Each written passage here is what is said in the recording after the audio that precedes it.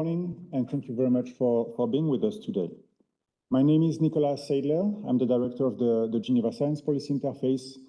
And on behalf of all our partners, it's my great pleasure to welcome you to this dialogue on transformation, building upon the findings of the Global Environment Outlook, GEO.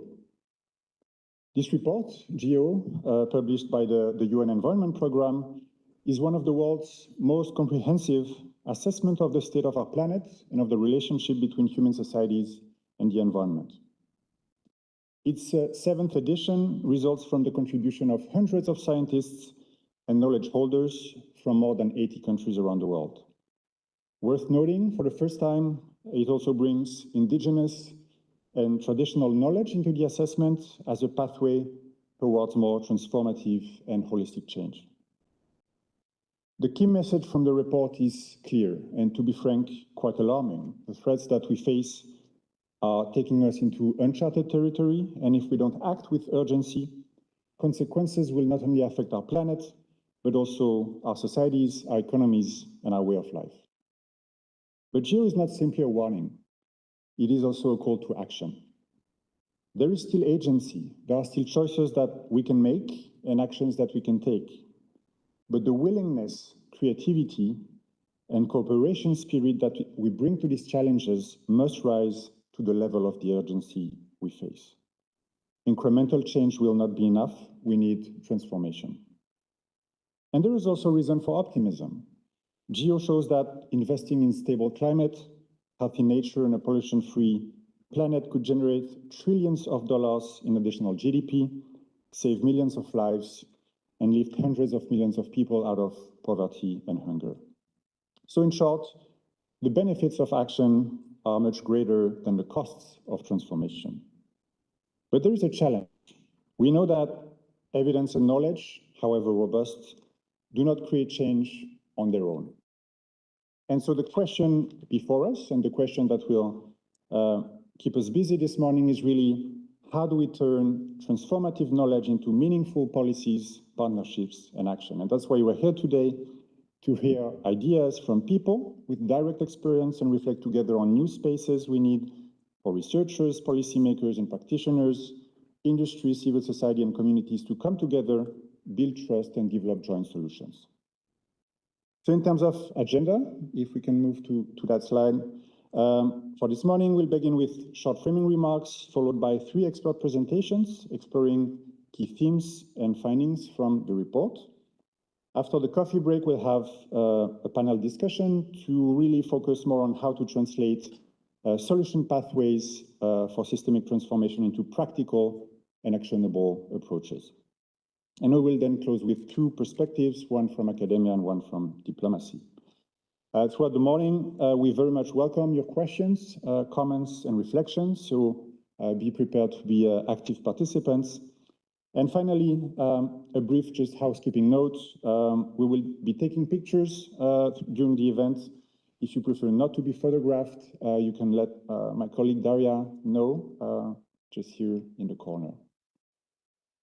Let me end by thanking the University of Geneva for hosting us today, and acknowledge the joint efforts of the UN Environment Programme, the Geneva Environment Network, the Center for Development and the Environment at the University of Bern, the Wyss Academy for Nature, and the Alliance for Biodiversity International and staff. With that, let's get started with opening remarks. And for that, I'd like to invite Dr. Stephen Stone to join us.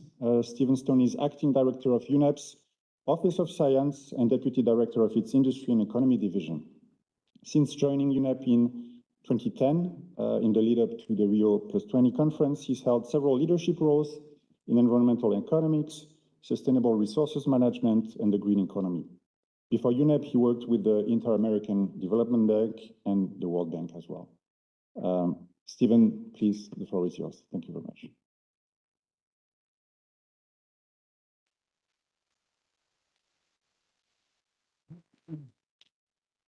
Good morning, everyone. Did anyone get a break this summer?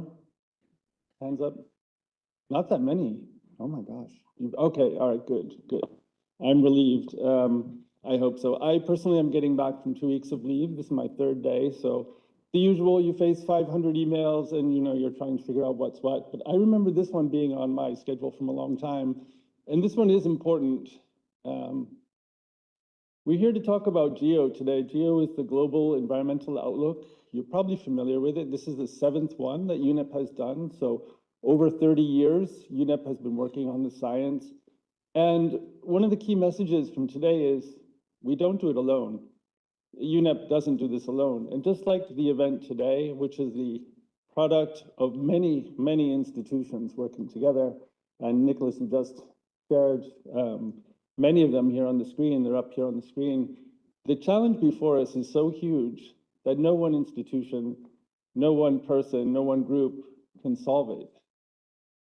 Because it's really about systems. It's the systems that provide for our human well-being, and it's the systems, ironically, that create liabilities and risks that are mounting and that we see manifest every day. This summer was a shocker for Europe. Those of us who live here, we have not seen these kinds of fires. We've seen them before, but not quite with the extent that we saw them this summer. And it's not just in Europe with extreme temperature. Many of you probably saw yesterday a glacier falling in the Himalayas, causing huge amounts of damage. I mean, the Earth is changing in ways that are exponentially unfolding, and they're rapidly unfolding. So the window that we have to actually address them is shorter and shorter. Now, that's not a reason to panic. It's a reason to focus. And I think those of us who are in the room here with the science background, we have an additional burden because we have access to the knowledge and the information that can actually shift the decisions that are required to steer to a sustainable future. And that's why the title of GEO-7 is so important, The Future We Choose. In 2012, there was a conference in Rio, 20 years after the Rio conference, that came up with a document called The Future We Want. But since that time, and it's about 14 years, we realized that wanting it is not enough. We have to choose. We have to decide. And that's not easy because decisions, there's a yes and there's a no. And, that's where science comes in because that tough decision needs to be informed. And that's why science is so important because it helps us look at the trade-offs. In the GEO-7, you'll hear today 5 different provisioning systems. So there's a focus on energy, there's a focus on materials and waste, that's circularity, finance, environment, buildings and construction, food.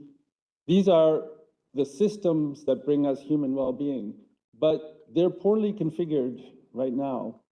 GEO-7 did try to take a look not only at the problems, the challenges, but also the solutions. And that's where I hope the conversation this morning goes, looking at the solutions in the 5 different areas that can really make a difference to our future, and then situating the science so that we can actually bring the best available knowledge to the decisions that have to be made. I think that was the main message I wanted to share with you this morning. I would say our challenge is compounded, and we talked about this just a minute ago with a couple of people in the audience, by the rate of technological change. So AI.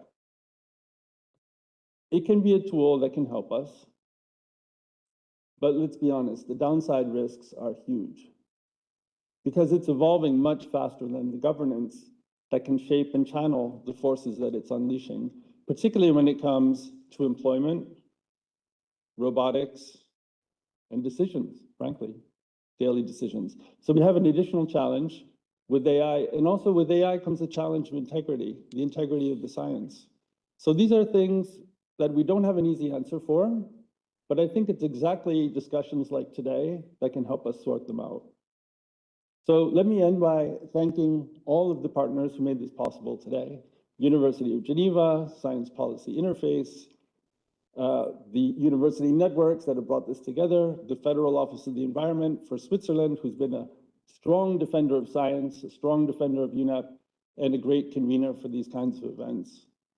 Thank you, ladies and gentlemen, and I wish you a very good day today.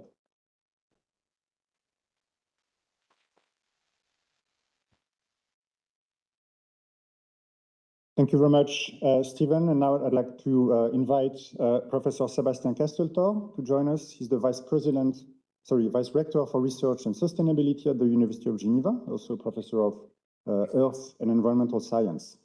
An internationally recognized expert in Earth surface processes and past climate change. His research has helped uncover how ancient global warming events from millions of years ago shaped landscapes and ecosystems in various parts of the world. Sébastien, the floor is yours. Thank you very much. Thank you very much. Thank you, Nicolas. I would have loved to do a conference on past climates actually today.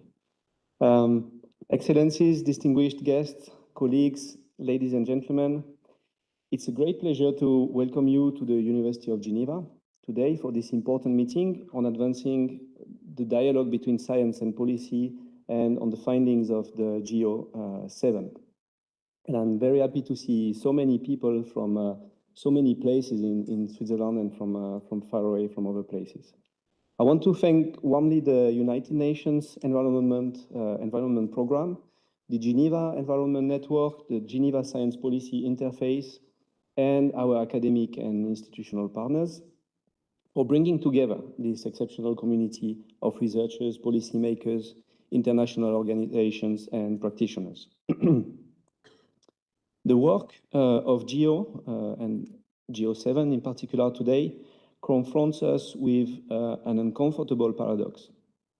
Never before have we known so much about the pressures we are placing on our planet, and yet the distance between what we know we should do, and what we collectively actually do and individually do remains far too great. So the question before us, before you this morning and today is not how do we produce more knowledge, but how do we make that knowledge matter?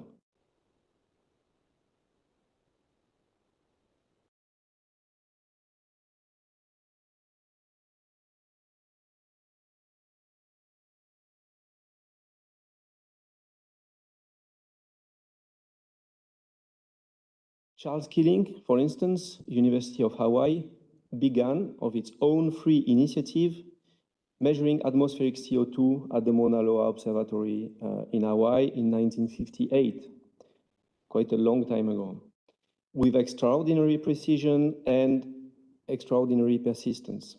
And I think that's a beautiful reminder that we cannot predict where curiosity-driven research will lead.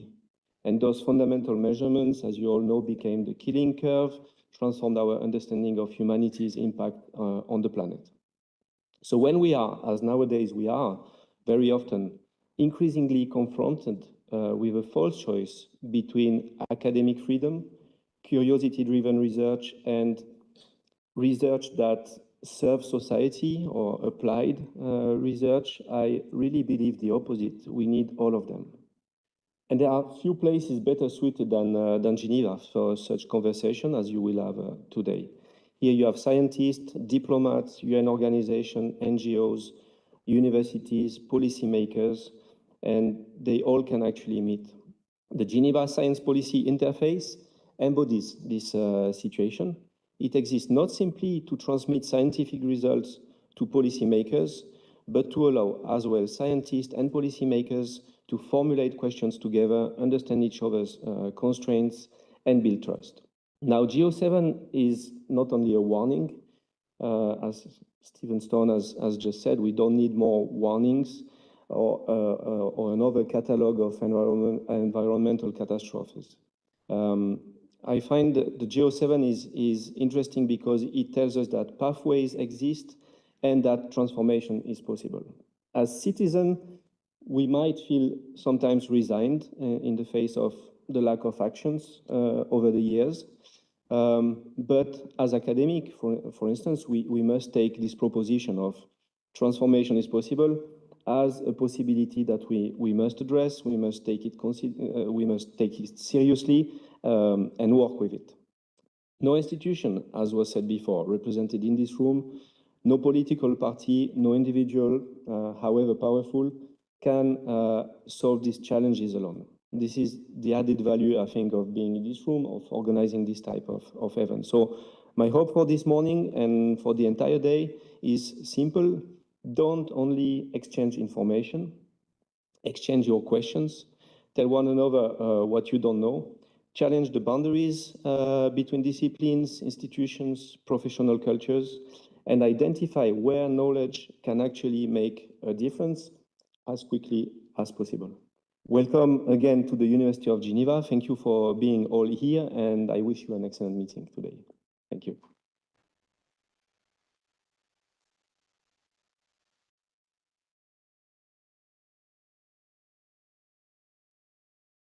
Thank you very much, Sebastian. And last but not least, after a UN and academic perspective, we'll have a national perspective from Switzerland with Dr. Sebastian König, who serves as the head of Science Policy at the International Affairs Division of the Swiss Federal Office for the Environment. He is Switzerland's focal point for the IPCC and IPBES.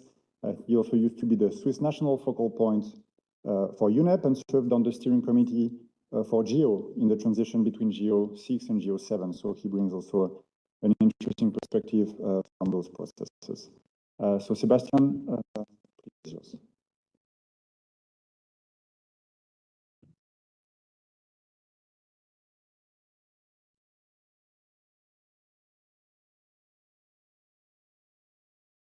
I'd say policy-relevant information does not change the world. Decisions and actions that are based on policy-relevant information, they do change the world. Good morning, Excellencies, colleagues, distinguished guests. The value of an assessment is not measured by the pages it publishes, and it's about 1,200 pages in the GEO-7 report.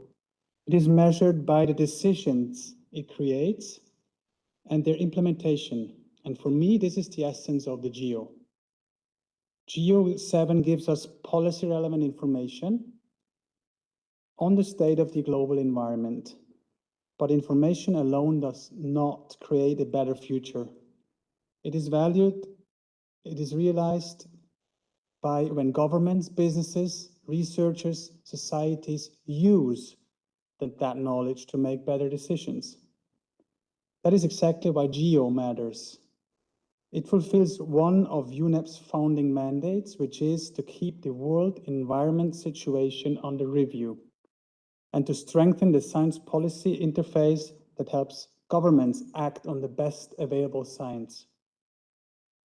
What makes GEO particularly valuable is not only the report itself, it is the process behind it.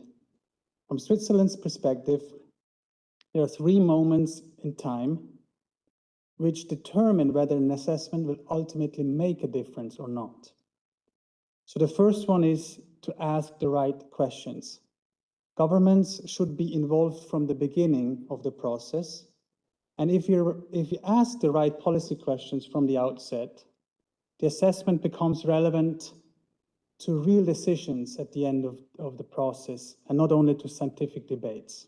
So first, ask the right questions. Second, build trust throughout the process itself.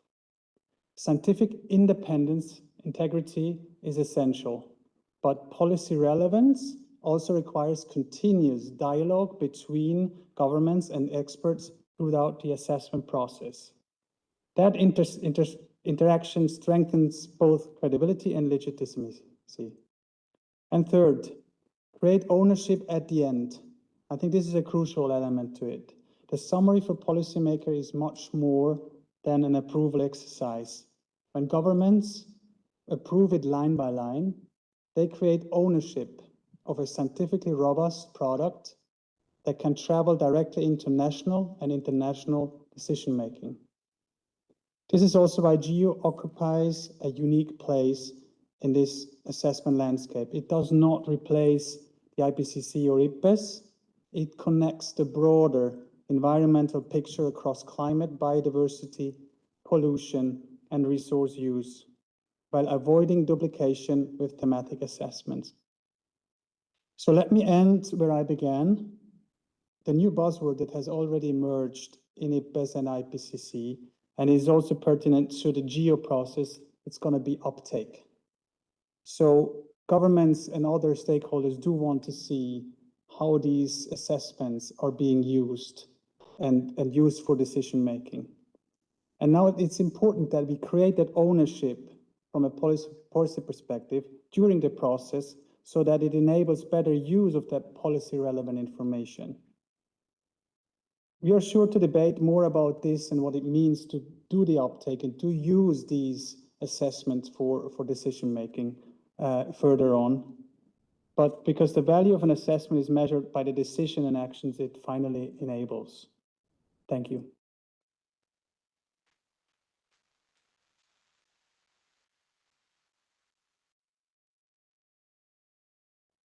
Thank you very much, and thanks to our three distinguished speakers for setting the scene. Now we're gonna dive deeper into GEO-7, the report itself, and some of its most thought-provoking findings. And we are very lucky to have here with us and remotely senior and internationally renowned researchers who contributed to shape its development.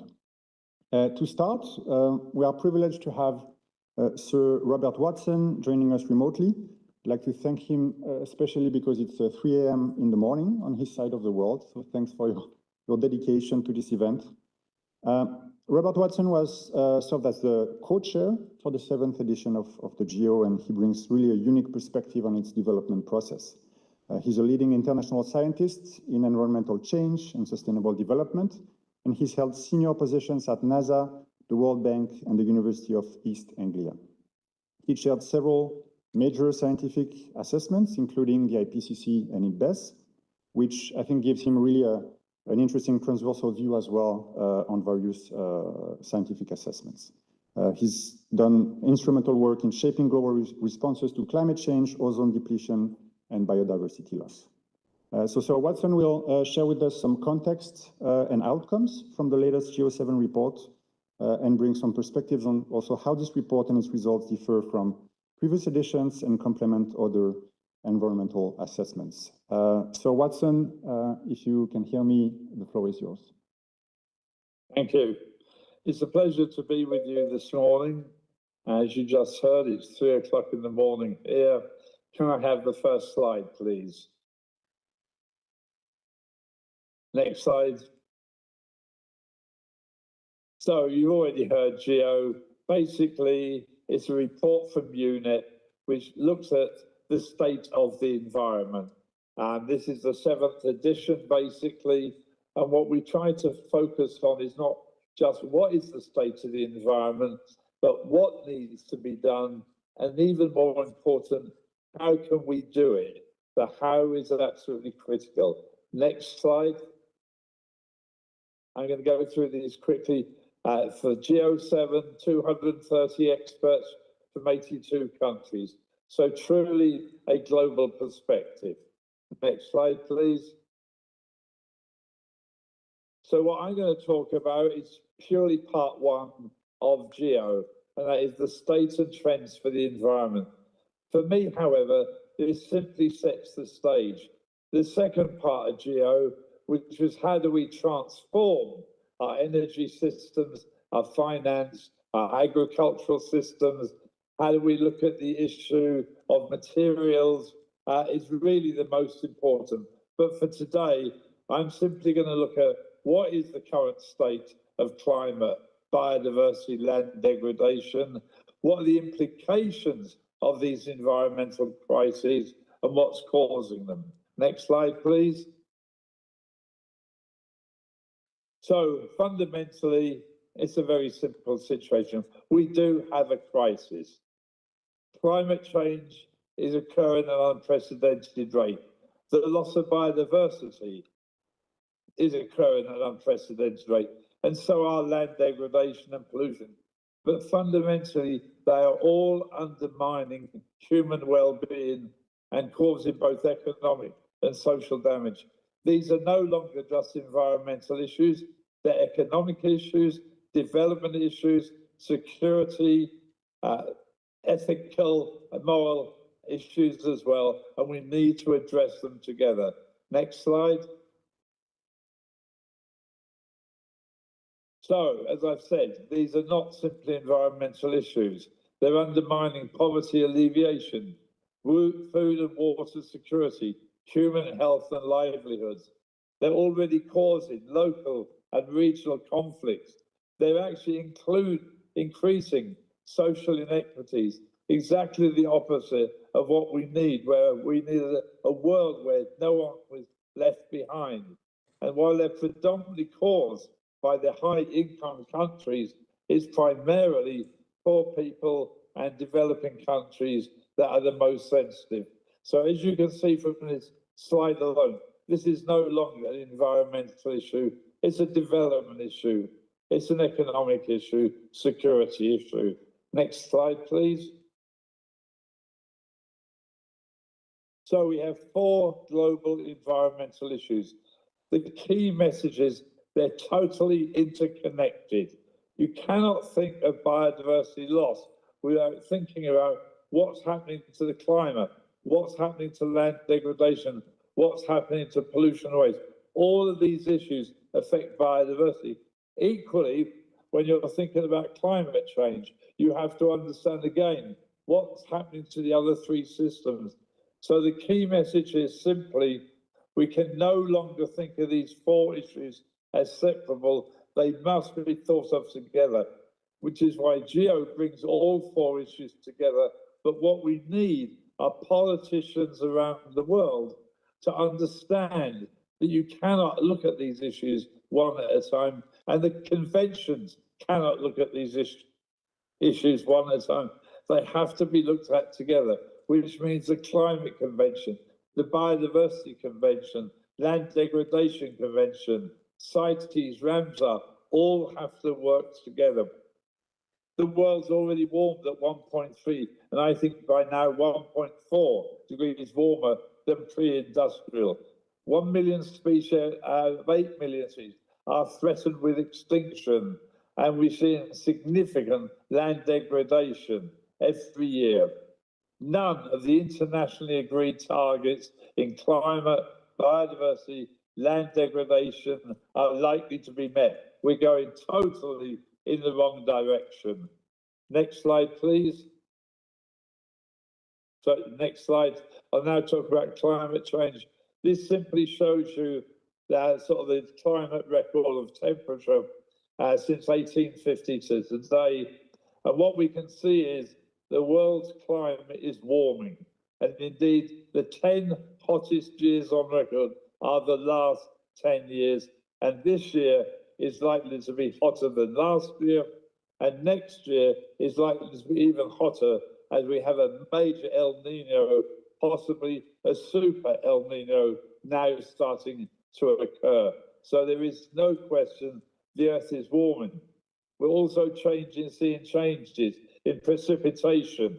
We're seeing changes in sea level, with changes in extreme weather events, all affecting human well-being. Next slide, please. This simply says we have a whole series of climate tipping points.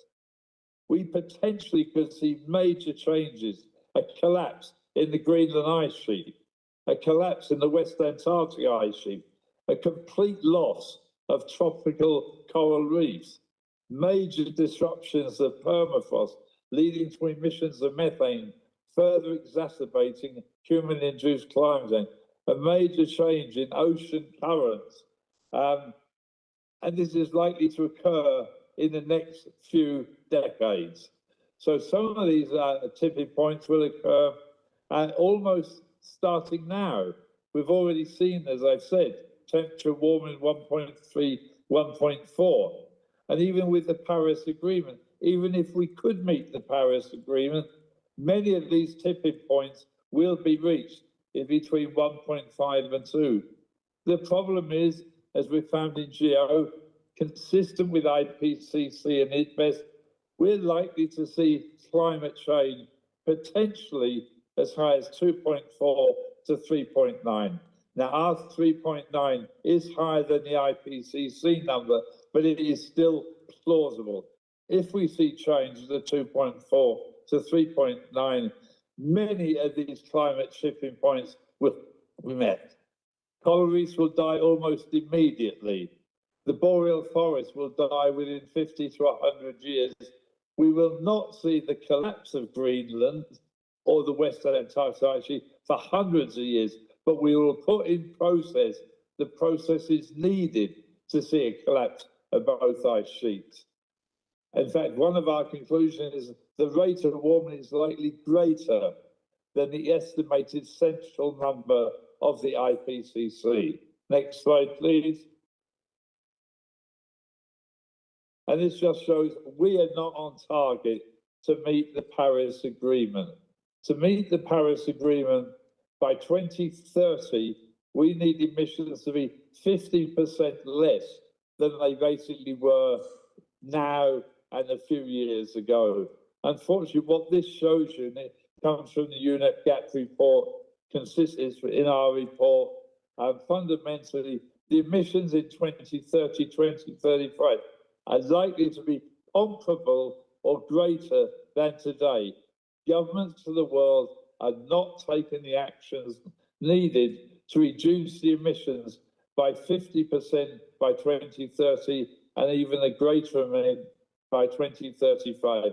We're on a pathway of 2.4 to 3.9 degrees Celsius, not on a pathway 1.5 to 2 degrees Celsius.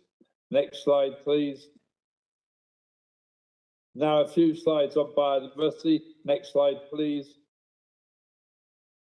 What this simply shows you is effectively what's causing the loss of biodiversity. As I've already said, 1 million out of 8 million species are threatened with extinction. The underlying indirect drivers are our demographic and social cultural system, our economic and technological system, our institutions and governance, and conflicts and endemics. All of them are actually, unfortunately, not suitable for a sustainable, environmentally secure world. And what we see is, because of changes in these indirect drivers, we're seeing major changes in land use, the direct exploitation of fauna and flora. We're seeing climate change, pollution, invasive alien species, and they're all affecting terrestrial freshwater and marine ecosystem. The biggest drivers to date are land and sea use change and direct exploitation. But if we don't deal with climate change, within the coming decades, climate change may be the biggest driver of biodiversity loss in both the terrestrial, freshwater, and marine ecosystems. Next slide. So some of the implications. We're losing ecosystem extent and condition, close to half of it. Extinction risk, I've already talked about that. Major changes in ecological communities, major change in biomass and species abundance, and all effectively with adverse consequences for indigenous people and local communities. And Sarah will talk about that today. Next slide. It's the third issue, land degradation and desertification. Next slide, please. Here what we can see is effectively to do with productivity of land all over the globe. The areas in red are where land productivity is declining. The areas in yellow where we're already starting to see the early signs of decline. Blue is stable. What you can see is a number of red areas, but even more. Huge percentage of the globe is already now showing early signs of decline all over. It doesn't matter whether it's North or South America, Africa, Asia, Australia, all of them are starting to show significant early signs of a decline in global land productivity. Next slide. This shows soil erosion rates all over the globe.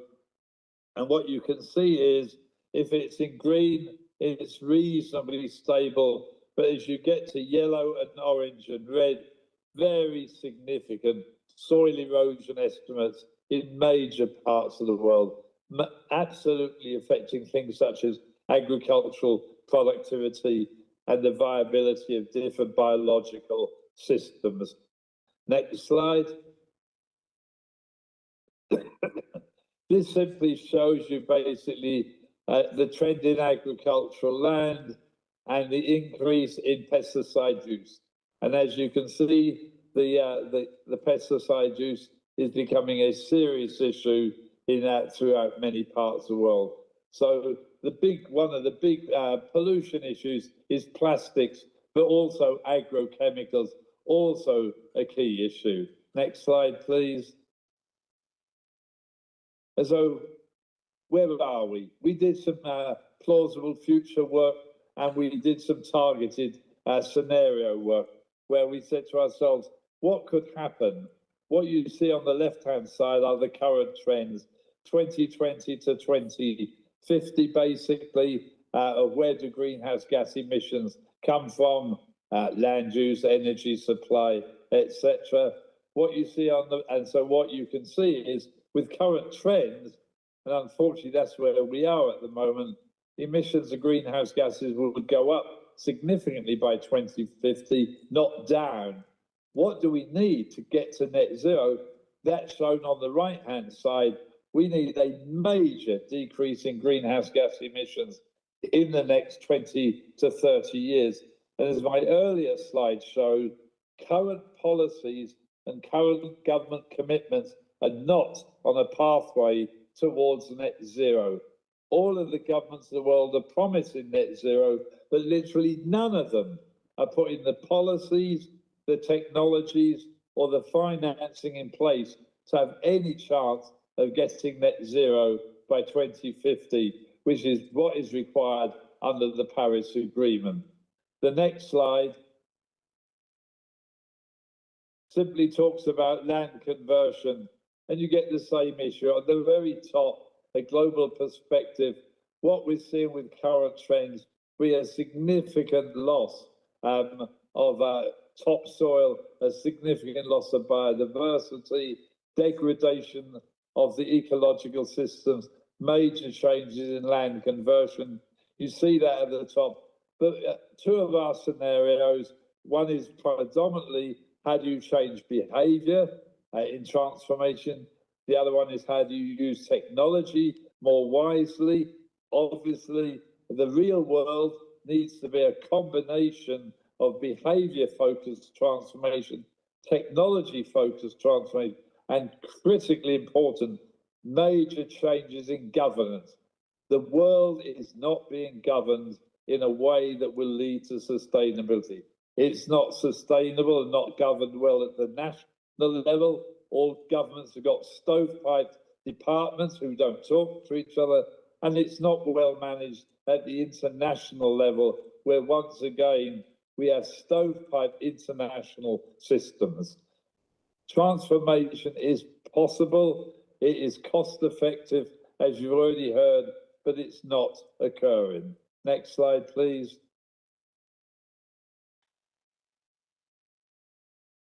So we concluded, and that's what you will be talking about this morning.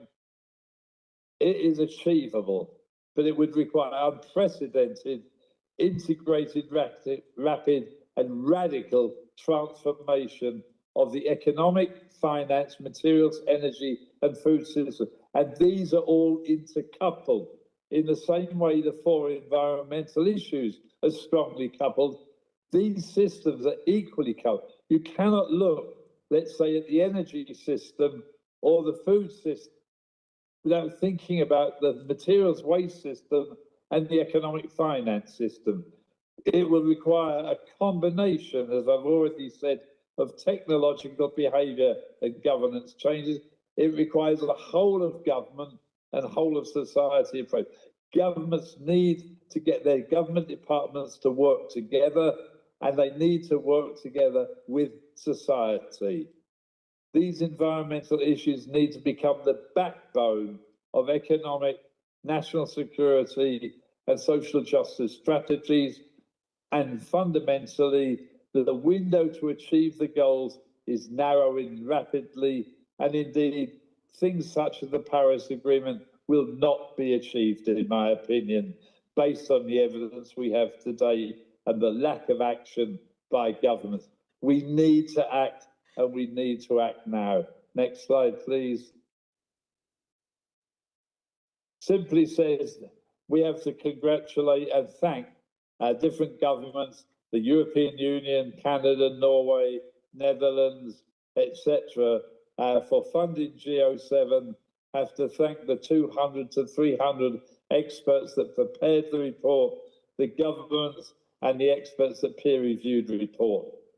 We're on a pathway to disaster, but change is possible. We have demonstrated not only what needs to be done in GEO-7, but how to do it, how to transform the economic and financing, how to transform the energy, food, materials, and how to manage our environment in a much more sustainable way. Thank you.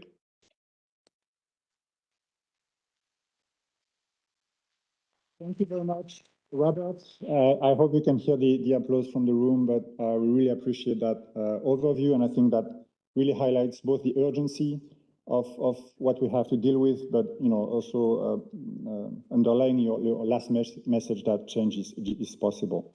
So thank you very much for joining us.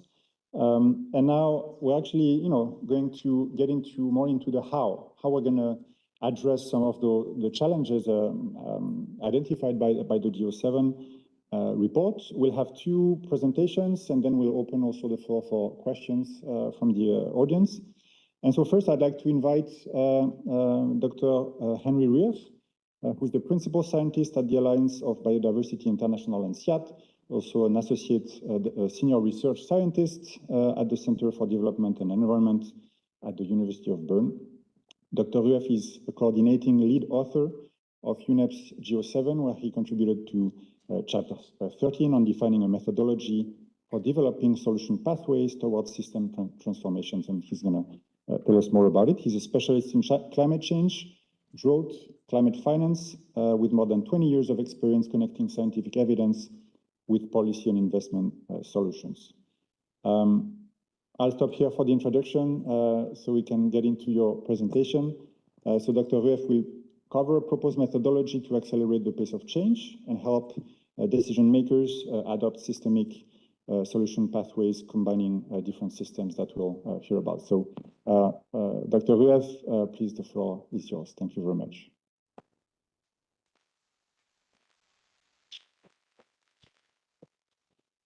Yes, always a challenge to speak after Bob. Excellencies, distinguished guests, colleagues, good morning. Thank you to the host, University of Geneva. I'd like first to reflect on the relevance of environmental agenda. This report, GEO-7 and GEOs in general, covering all the environmental spectrum of the Rio Conventions and beyond. And as you know, we live in a complex world where, first of all, environmental agendas are increasingly being hijacked. They pose a problem to a number of governments, to a number of actors. And we are also living in a world with increasing instability and conflict. And you may wonder, what is the priority of environment when trillions of dollars are invested in military weaponry? It was said before, environmental issues are the root cause of conflicts. These are compounding effects across conflicts, livelihoods, people, biodiversity, all kinds of environmental issues.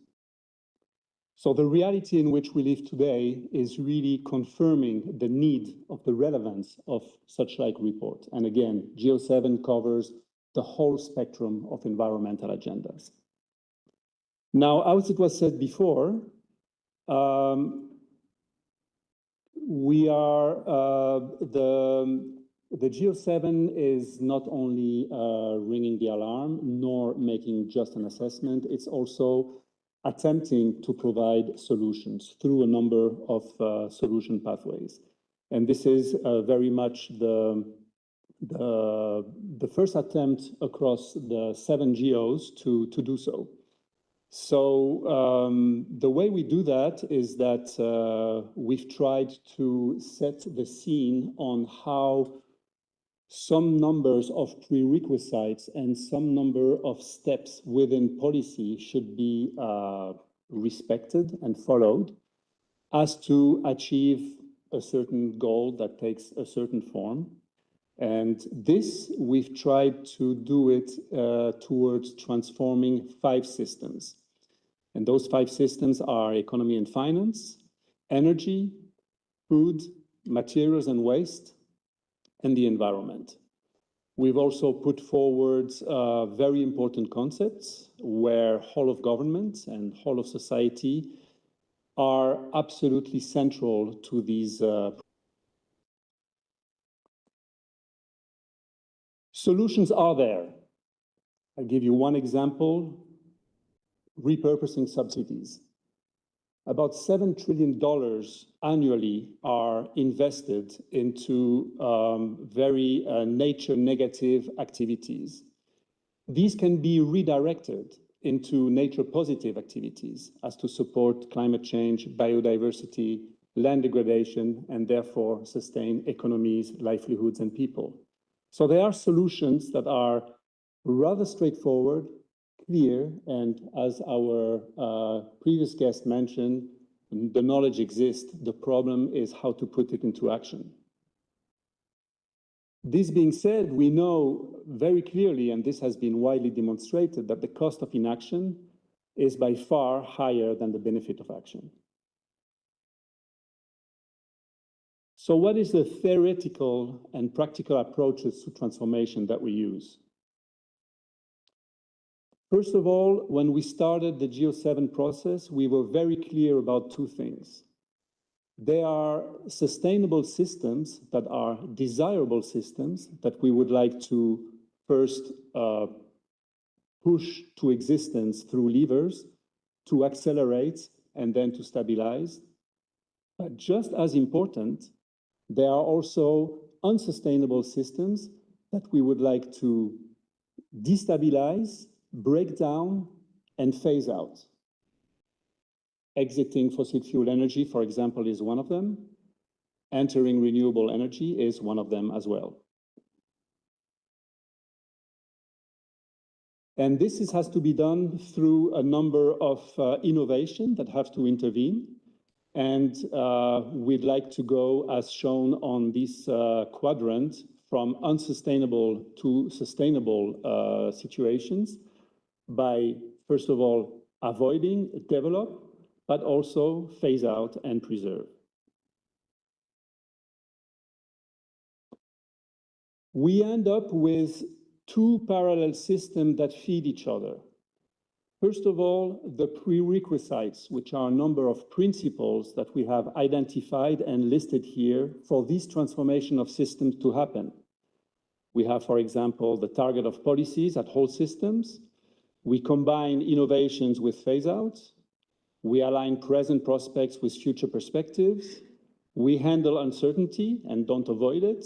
We mobilize actors, and we don't ignore the political nature of transformation. This comes in a number of steps towards the final transformation that we aim at.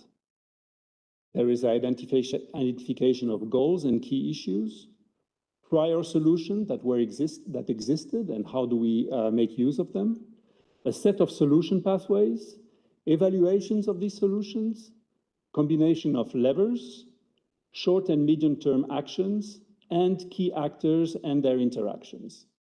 So the key actors are absolutely central in the sense that we need to, of course, create ownership for these transformations to exist.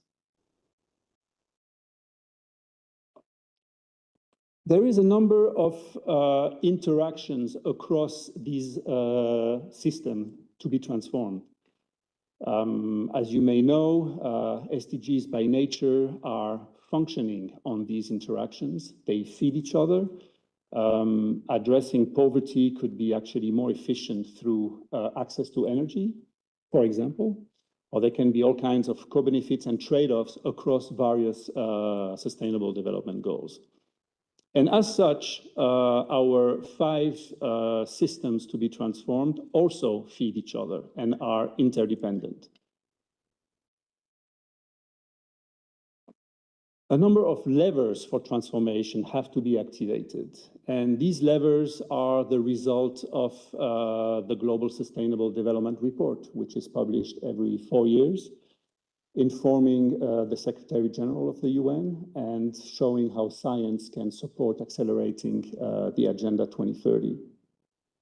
In the last 2 GSDR reports, it was clearly identified that economy and finance, capability, knowledge and innovation, individual collective actions and governance are absolutely necessary levers to activate those transformations.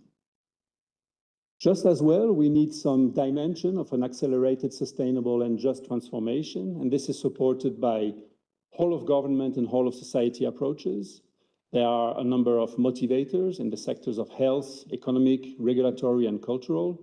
Harness synergies, minimize trade-offs, and address lock-ins. Depth and scale of transformation, as well as urgency and speed of action.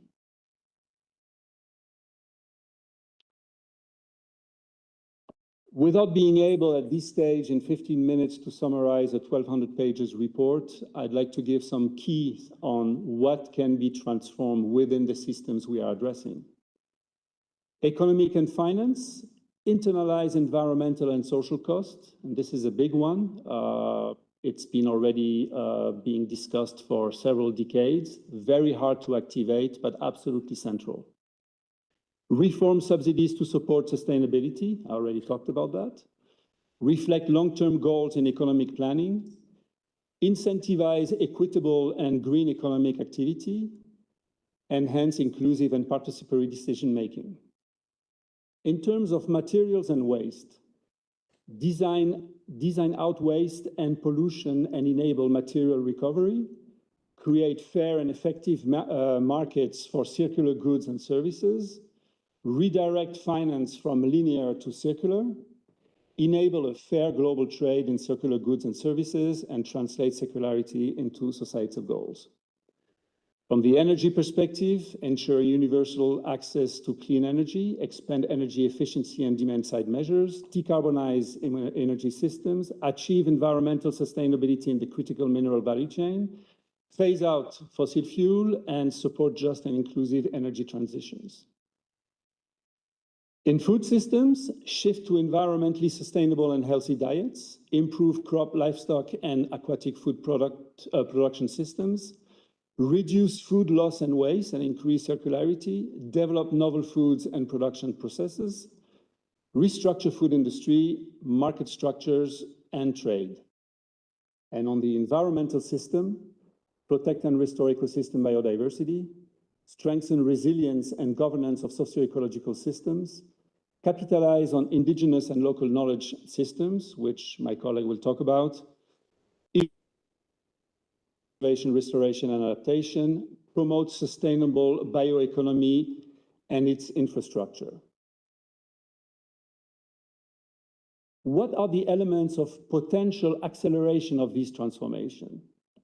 This comes with the mobilization of actors such as government, intergovernmental organizations, public, civil society, private sector, academia, and nature. These are the main actors that we actually see as central to these accelerations.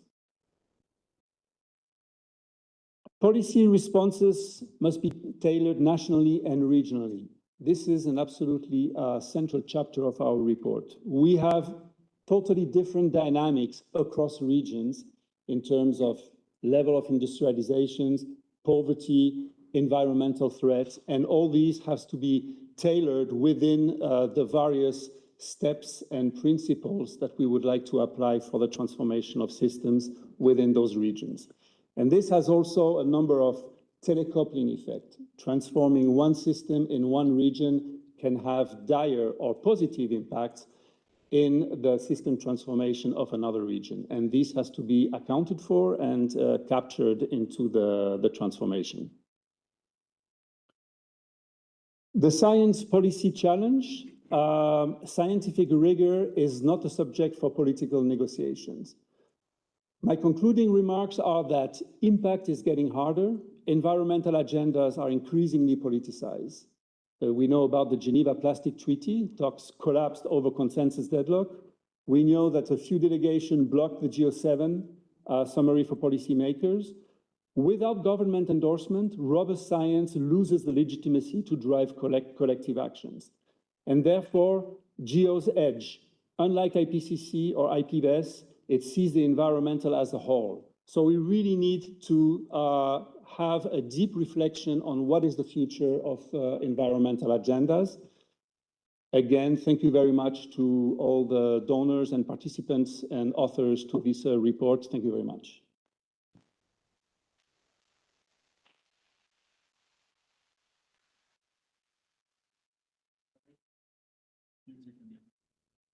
Thank you. Thank you so much. And I really find, in the face of those really complex, big challenges, I find comfort in, your presentation that there are methodologies, there are ways that we can leverage to approach them.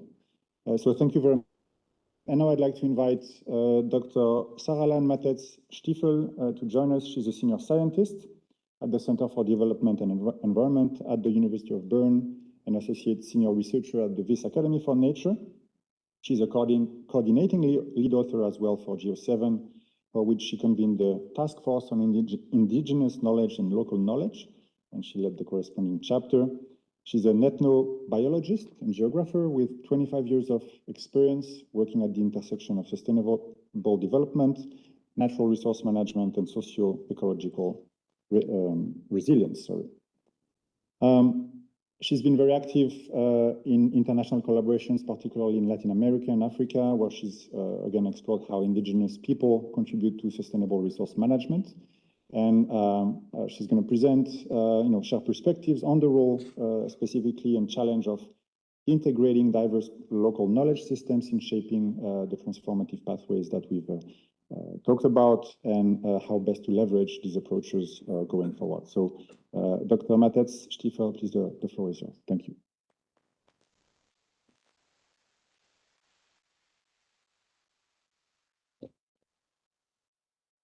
Good morning, everyone.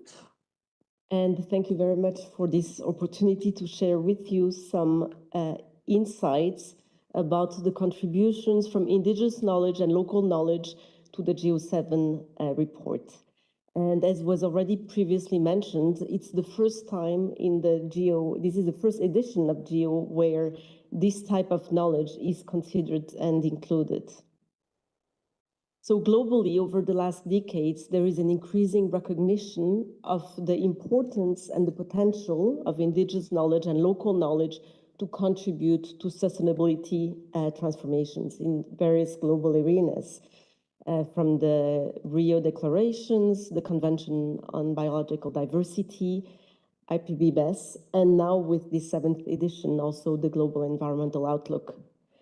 And why is that? What are the key messages? First of all, finding solutions to the planetary crisis requires the best available knowledge. And this means not only scientific knowledge, but also other types of knowledge systems, including those of communities and peoples who have established a very long relationship with their environment, but also strategies to address the changes they're facing.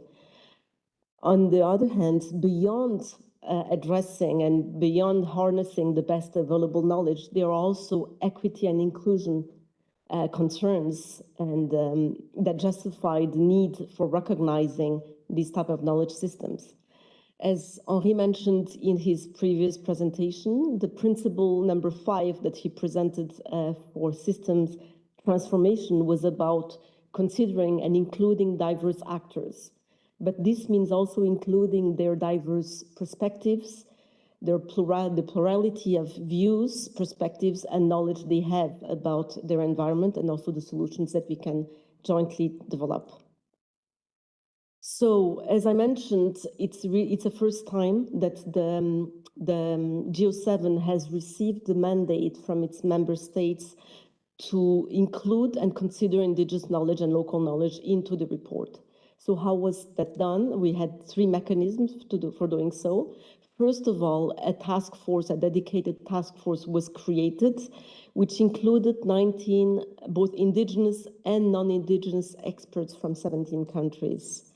This task force guided the process of including indigenous knowledge and local knowledge perspectives into the report in close collaboration with the GEO-7 co-chairs. They also contributed to the development of text as such as lead authors and fellows. A second mechanism was to organize and conduct 4 dialogues with indigenous knowledge and local knowledge holders throughout the process of the GEO-7 to collect their views and to review also the report which was being developed.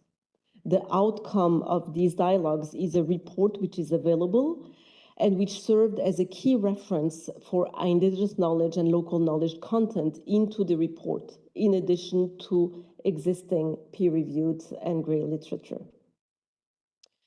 The third mechanism was the inclusion of indigenous knowledge and local knowledge related issues itself in the text. And this occurred in different ways. First, through 5 standalone chapeau texts, one for each of the main sections of the GEO-7 report. And I will take you through briefly the content of these sections. Second, through the inclusion throughout all of the chapters of the report, when appropriate, about indigenous knowledge and local knowledge, but also issues related to indigenous peoples in all the chapters of the report. And the third way of including the text was a dedicated section in the executive summary where key messages were elaborated to the attention of policymakers. So now I just want to take you briefly through the actual content of indigenous knowledge and local knowledge perspectives in the report. First of all, in the executive summary, the main message is that indigenous knowledge and local knowledge contribute to transformation towards sustainable and equitable futures, and that sustainability transformations can be better served by reparative actions which give greater space to indigenous peoples' perspectives in policy formulation and decision-making processes. What are some of the concrete guidance on actions from indigenous knowledge and local knowledge? First, enhancing ecosystem functions and regeneration. Second, transforming food systems through indigenous regenerative agroecological practices. Third, climate change adaptation through the application of combined inclusive conservation measures.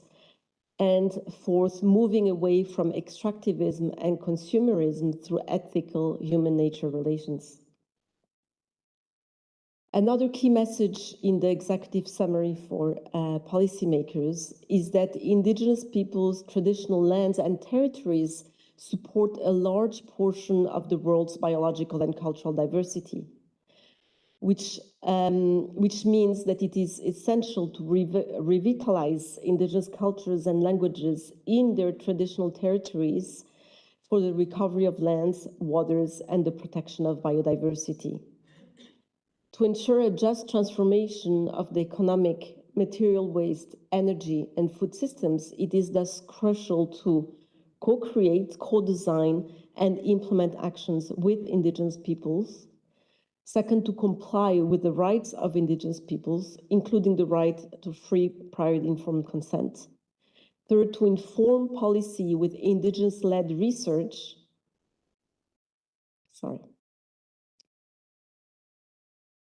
Now, in the GEO-7 report itself, as I mentioned before, we were able to have 5 standalone chapeau texts, one for each of the main sections of the report. For the first section, in the first section, we present the importance of indigenous peoples' perspectives and how these are often based on a different way of relating to nature and ethics of care are crucial to understand the current global environmental crisis, but also to inform sustainability pathways. And in this chapeau, we also highlight that the avenue for future sustainability is to center indigenous biocultural perspectives, governance, and science. In the second chapeau, we focus on the impacts of the planetary crisis on indigenous peoples and local communities. And we highlight the fact that indigenous territories and cultures are threatened by the expansion of resource extraction, pollution, and appropriation that prevent traditional land use practices. What's important also in this chapeau is to recognize that biological and cultural diversity are intertwined, and that those threats thus also threaten the livelihoods of indigenous peoples as well as their cultural and spiritual practices. In the third chapeau text, we focus on the importance of knowledge co-creation and explore some of the approaches to do so. So this approach can inform high-level policy decisions based on different types of knowledge and experiences. And it's an approach that values multiple knowledge systems, promoting equity between knowledge holders.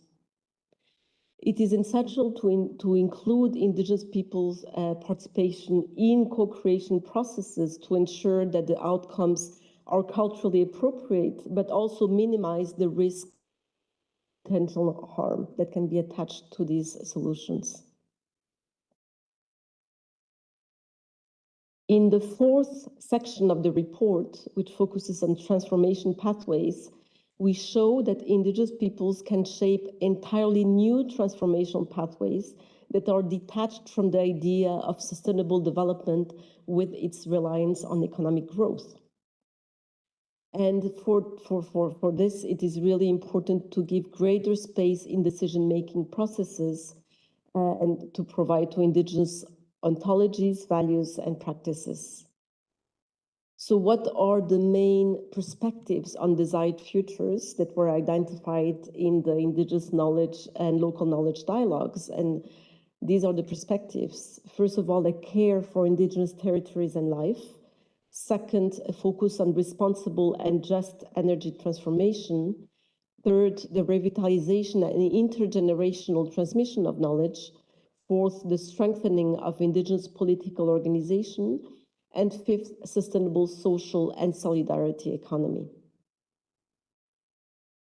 And lastly, in the fifth section of the report, which focuses on driving the transformation, here we show that it is crucial to have indigenous perspectives in environmental assessments to first recognize the underlying causes of unsustainability with these very different perspectives on these causes.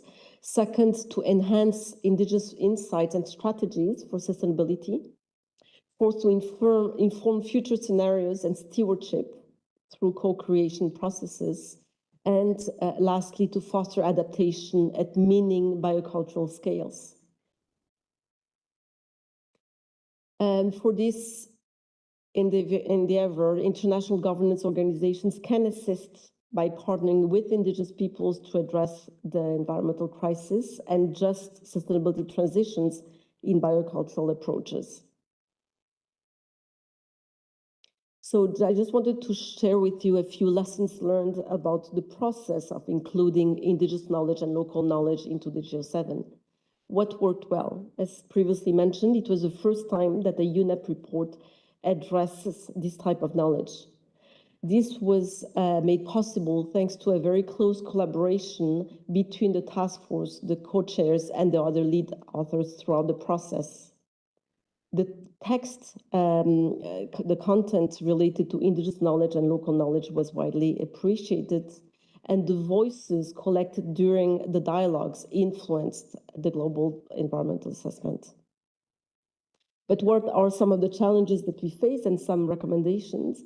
First of all, the task force was only created later in the process, after the scoping document was developed, which means that the structure of the report, the main concept and approaches of the report were already defined, and it was very difficult to influence them to really reflect different perspectives, different ways of understanding the relationship with nature. We would thus recommend to move from a perspective of inclusion to one that fosters compensation, mutuality, and equal collaboration from the start of such a report. And it also means that these type of approaches have to be institutionalized early in the assessment cycle. A second challenge that we faced is that there was a low representation and low diversity of indigenous peoples as authors, and we would thus recommend that more indigenous people should be included not only as authors, but also in the different advisory bodies and also as members and reviewers of the report. A third challenge was the difficulty in transmitting indigenous knowledge perspectives into a conventional assessment format.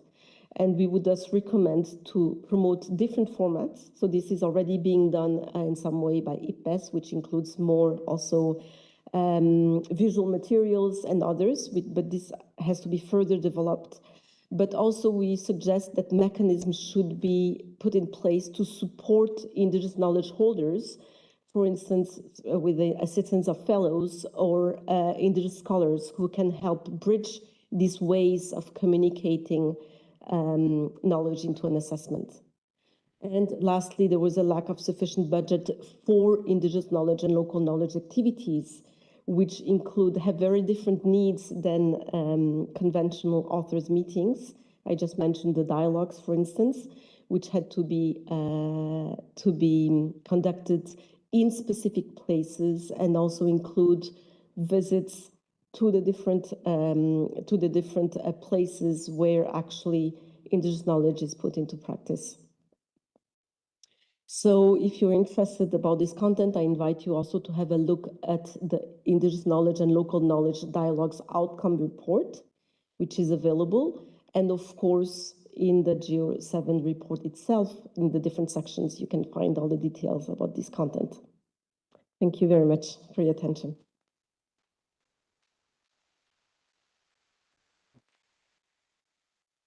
Thank you very much, Dr. Matets, for raising those very important dimensions that I don't think we nearly think about enough in those assessments. And I think these are that type of knowledge from your presentation has a lot of relevance to those discussions. I'd like to take a few questions from the audience, so we take advantage of both our experts being there. We're a bit late on schedule, but we'll then head over to the coffee break. But yeah, I'm going to open the floor for questions. We have a few mics on the front, but first of all, I'll let you tell me if you have questions. So, yes, the gentleman on the front. Then I have one person at the back, and then the gentleman here. Thank you. I am not a gentleman in no way. I am Boris Engelson, a journalist who is always beside the point. Two questions. Traditional knowledge has its merit, but those who have been accused by a shaman of being responsible for the eruption of a volcano and executed may have different feelings about traditional knowledge. I just quote things I have read in old literature. And concerning, let's say, the means to confront the situation, that's a question for the other speaker. We mostly agree on this planet about the situation and about the cause. We disagree about the solution. To put it in a very blunt, exaggerated way, you can very easily fix the problem. You cut all wages by half. So it's decreased consumption. You drop A-bombs and create a nuclear winter. I take this unrealistic and exaggerated example just to exemplify what disagreeing about solution means and why, if there is a stumble block, preaching will not be the answer. Don't you think so? Thank you for the question. Just in the sake of time, I'm going to take just one or two more, and then if you don't mind addressing them all together. We had someone at the back, please. Hi, that's on. Hi, thank you very much for the presentations. Absolutely fantastic as ever, and great to see that the GEO's kind of moved much more to this kind of action agenda in terms of solutions, creating scenarios where we want to get to and working backwards. Sort of quite specifically within there, in the work I've done in the past, a lot of the issues is caused by the transfer of sort of environmental wealth from indigenous communities to businesses, and therefore their shareholders, and the transfer of risk going the other way. Is there anything within the sort of solutions agenda that focuses specifically on tackling that divide, that transfer of natural wealth to shareholder value? Because needing to split that and make that sort of internalizing externality is super important in terms of tackling the problem. Thank you. Thank you very much. Henry, Saralan, I don't know if you want to address already those questions, and then we'll take two more questions. One here and... Yes, thank you very much for the interesting presentation. My question is about the gender lens. I think it could be a leverage, and I wonder what you think about that.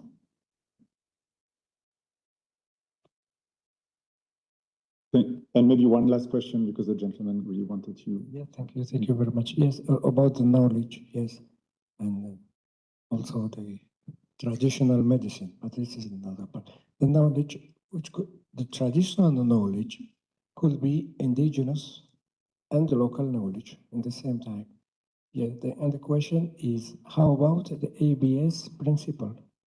ABS, access and benefit sharing, which is a tool for the UNCBD, United Nations Framework Convention for Biodiversity. It is additional protocol.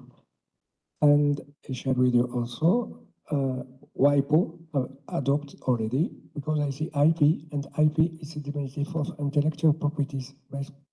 Maybe you mean indigenous populations.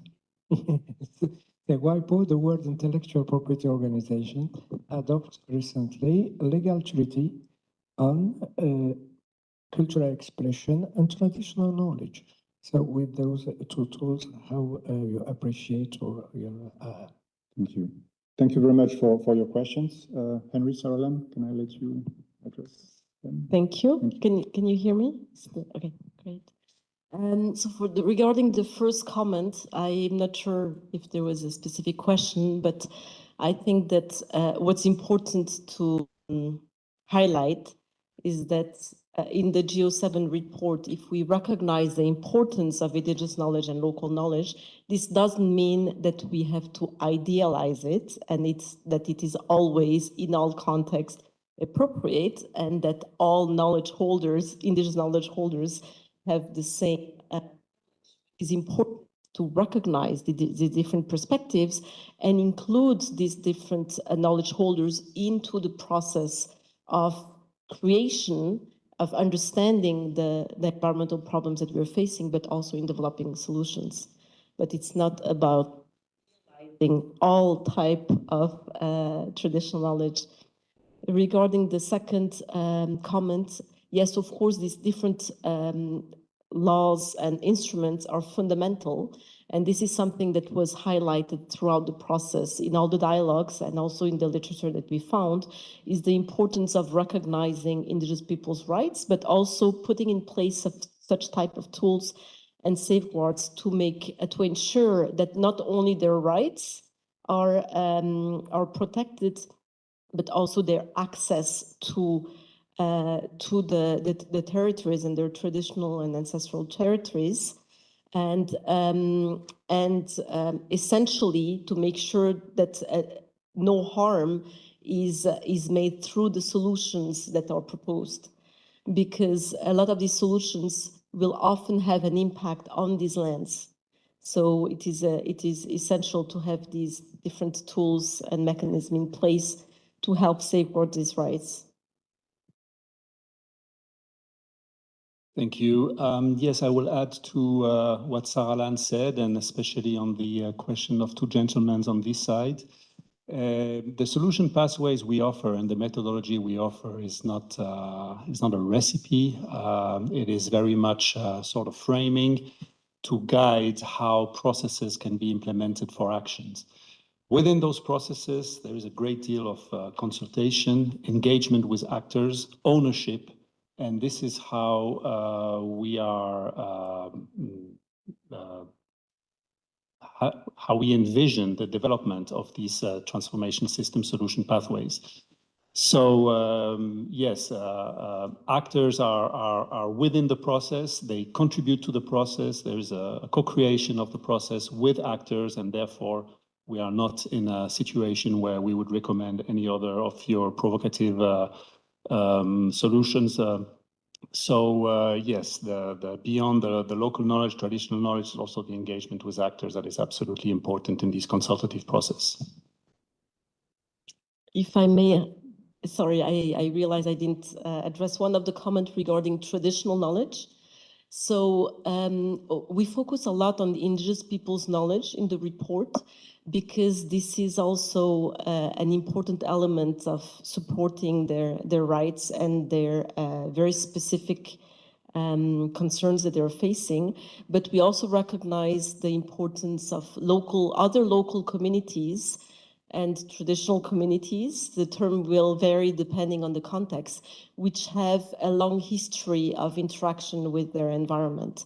So what we call indigenous and local knowledge somewhere can be also found and called traditional knowledge in other places. What is important is to recognize this long history of interaction with the land, and which is often associated with very different perspectives, more relational perspectives with the environment, and a set of management practices and also governance practices. Thank you. Thank you very much to both of you. I feel there's so much more to discuss, but I propose we do that over the coffee break right now for the next 15 to 20 minutes. But yeah, thank you so much for sharing your perspectives, and I invite us all to a round of applause to Dr. Rueff and Matthias for those perspectives. Thank you so much. So they will be around for a few moments at the coffee break as well, so don't hesitate to reach out to them. And so the coffee break is just outside of this room. I think you cannot miss it. You passed by on your way here, and we'll reconvene in 15 to 20 minutes. Thank you so much.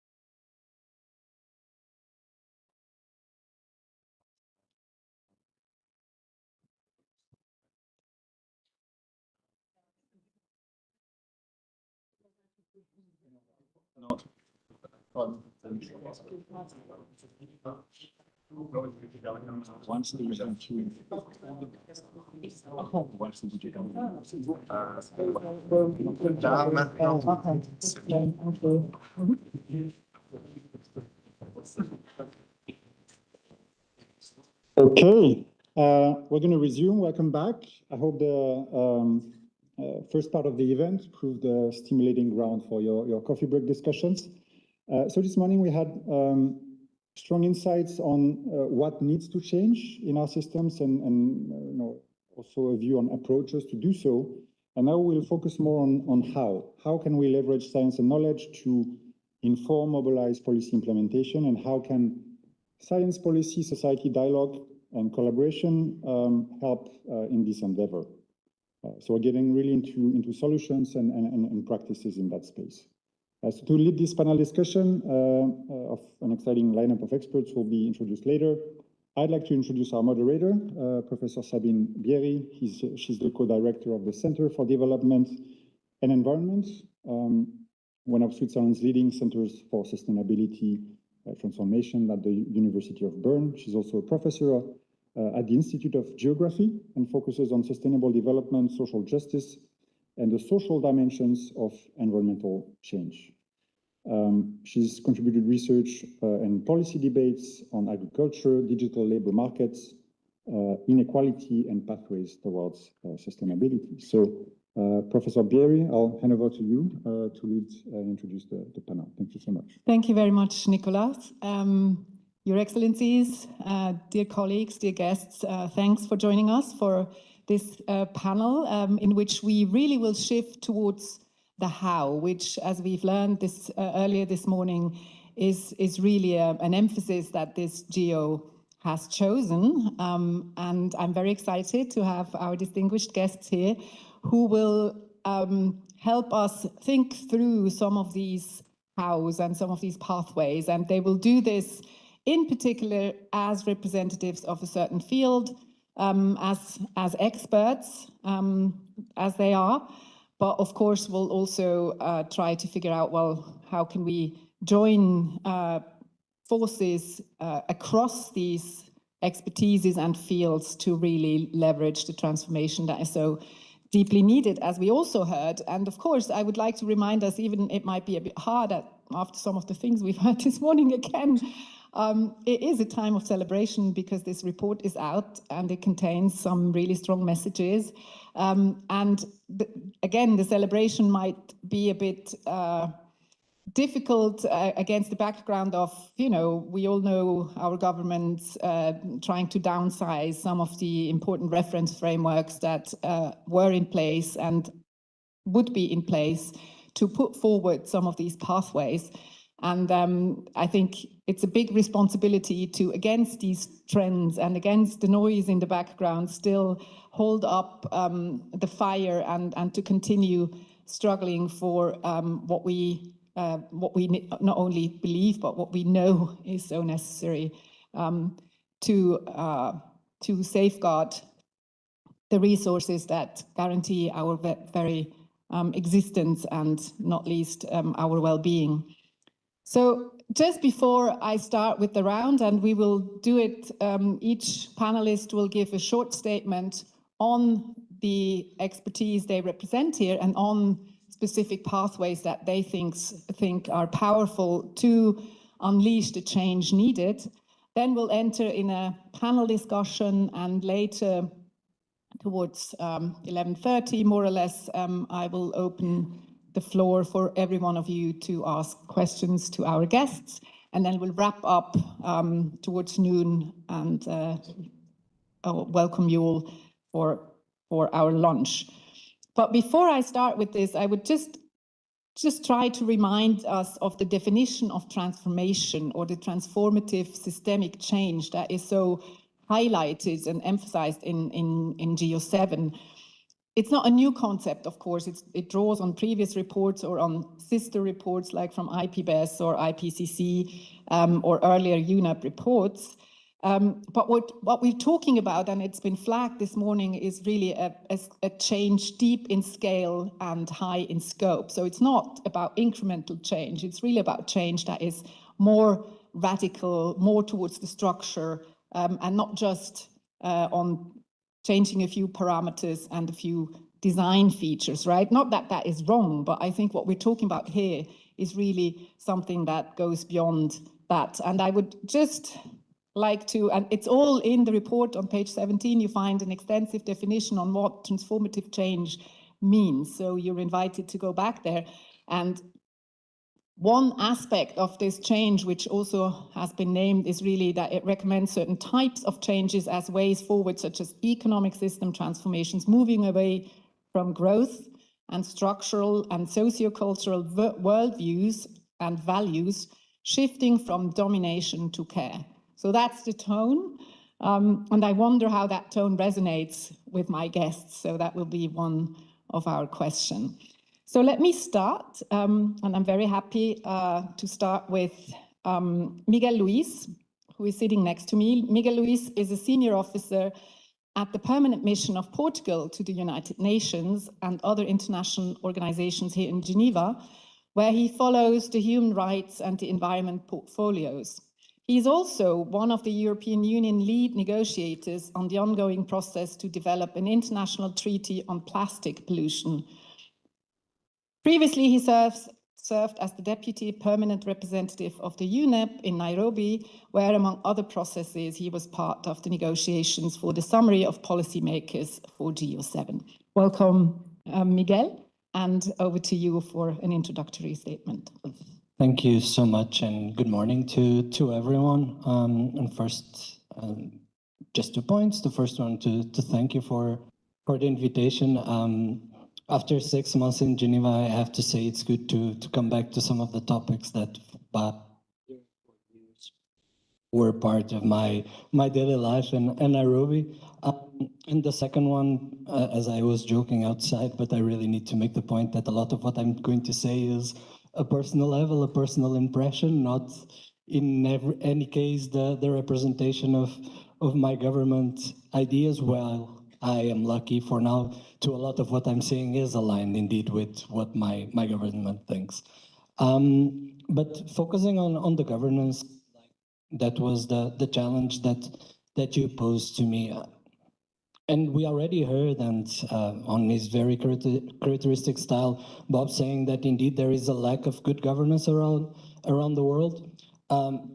If I was speaking as an employee of the Portuguese state, I would say I would have to disagree at a personal level. As a citizen, I would say that there is for sure a lot of room for improvement. And I think the central message on GEO is indeed the whole of government that Henri mentioned also on his presentation a lot of times. And it's a problem that I can recognize on my own country, and I think we have it throughout the governments. But focusing on what I would see as a solution, and on this, I will try to be quick so that we could also then go for a more interactive discussion. I think first, we speak a lot of translating evidence into policy, but we are also at the moment that is crucial that we are able to protect the integrity of this evidence itself. As you said, I participated on the negotiation of the summary for policymakers, and it was a week where a group of countries where I was happy to be part of spend a lot of energy trying to defend the wonderful work that the authors did throughout 3 years, because we see it throughout the summary of policymakers negotiations on all these science policy bodies, more and more scientific considerations are challenged, not because they are uncertain or they are wrong, but because they are politically, or more than that, economically uncomfortable. And I think it's very important to maintain this distinction that as governments we can and we should negotiate and have political choices, but we should not negotiate scientific facts. And in the world today, we see that one important action is for this group of countries that unfortunately is more and more on a small scale. We need to continue to defend the importance of science. Of course, this is only the beginning. GEO-7 tells us that the systems are all interconnected, but the truth is that, once again, going to my national example, there is a conversation, but the truth is that the specific agency for the environment, for the protection, for the conservation of nature, doesn't speak with our finance ministry, doesn't speak with our territorial cohesion. They speak more and more with agriculture. Of course, those direct links more and more are established, but if you look to where the money is coming, who decides the long-term policies, there is still this disconnection with the sustainability portfolio that is not considered. And on this, I think GEO gives us some good inputs. Maybe they are less visible than phasing out fossil fuels, but it speaks about the change of macroeconomic policies, the institutional capacity that is needed, not only on our on developed countries, high-income countries, as GEO speaks about, but mainly in the rest of the world, in the plural South. The coordination across public agencies, the public procurement, that is a gigantic problem, not only in national governments, but also at the UN. So there's a lot of things that the GEO says that are not secondary implementation details, but they should be fundamental they are fundamental for the transformation that we need.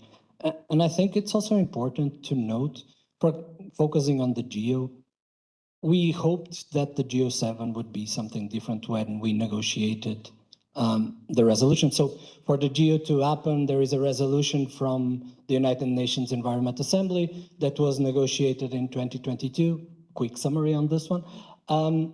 And we had just UNEP 5.2 was amazing. We had the launch of the plastics process. We had the definition of nature-based solutions. We had the launch of the process that ended up on the ISP on chemicals. So there was a lot of good things. The world has changed a lot in these 4 years. So everything that we wanted in that room in February 2022 probably would be very, very different if we had negotiated today, because some of the countries that are more vocal at that stage, they weren't as comfortable as they are now to say some of the things.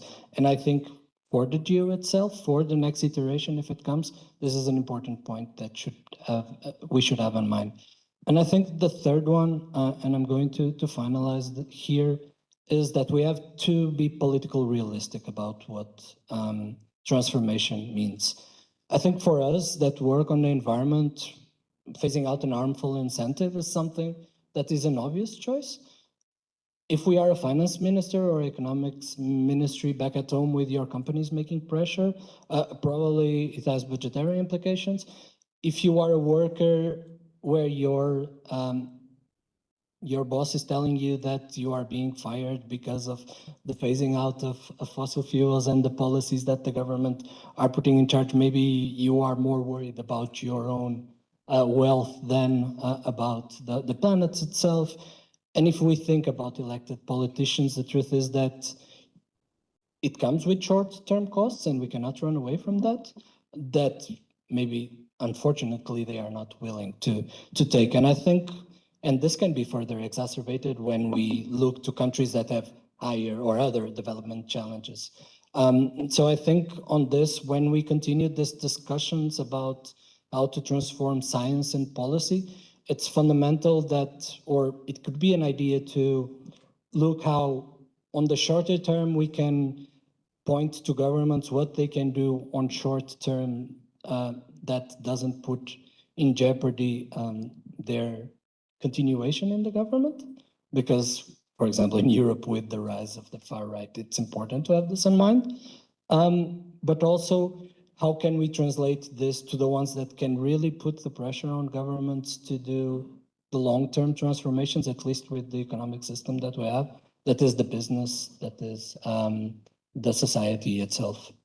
And I think I would stop. I would have more things to say, but I would stop for now. You will have the opportunity. Thank you much, Miguel, and thanks for pointing out some of the really painful questions already about what is this cost. You know, I've heard the sentence this morning a few times, the cost of inaction will be greater than the cost of transformation.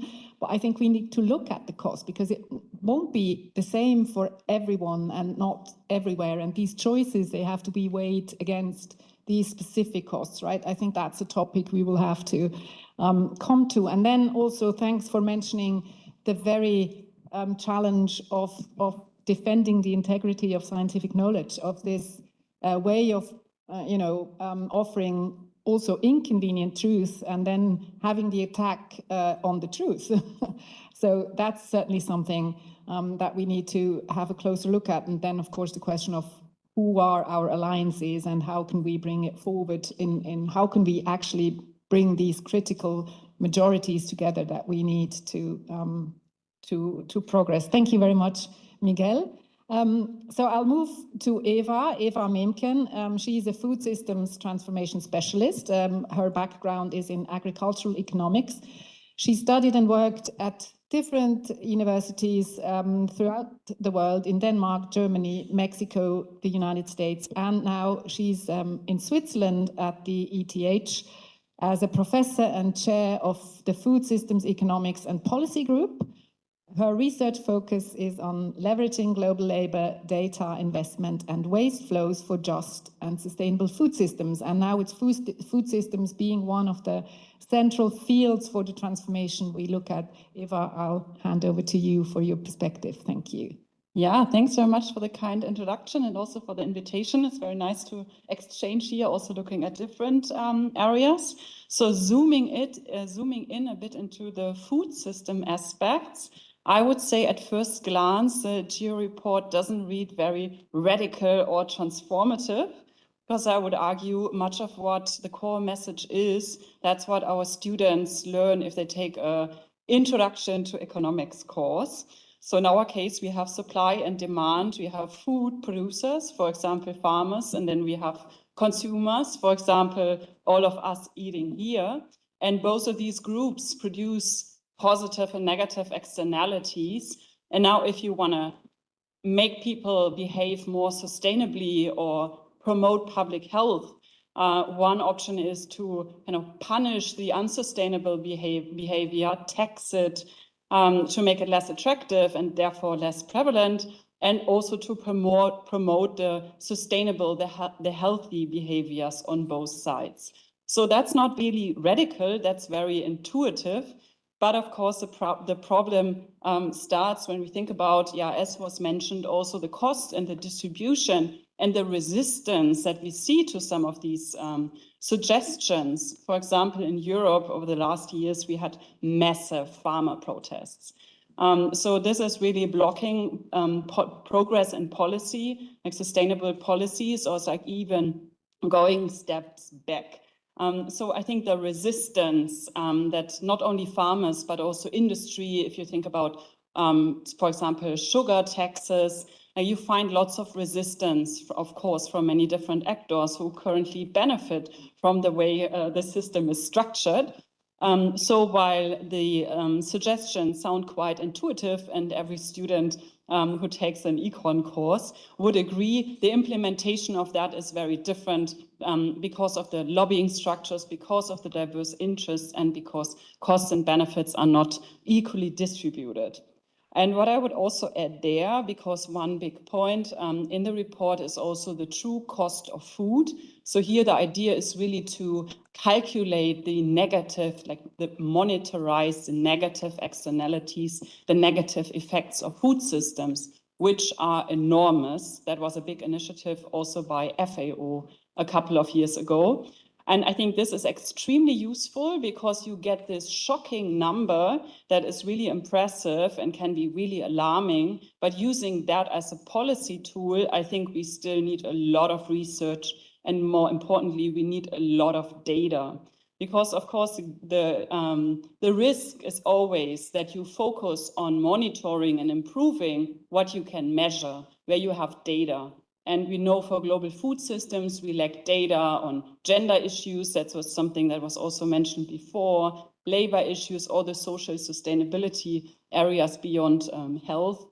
indigenous knowledge, or knowledge in general, cultural aspects, all of that is not, we don't have data. So there is a risk if we focus too much on monetizing effects that we miss out on these crucial aspects.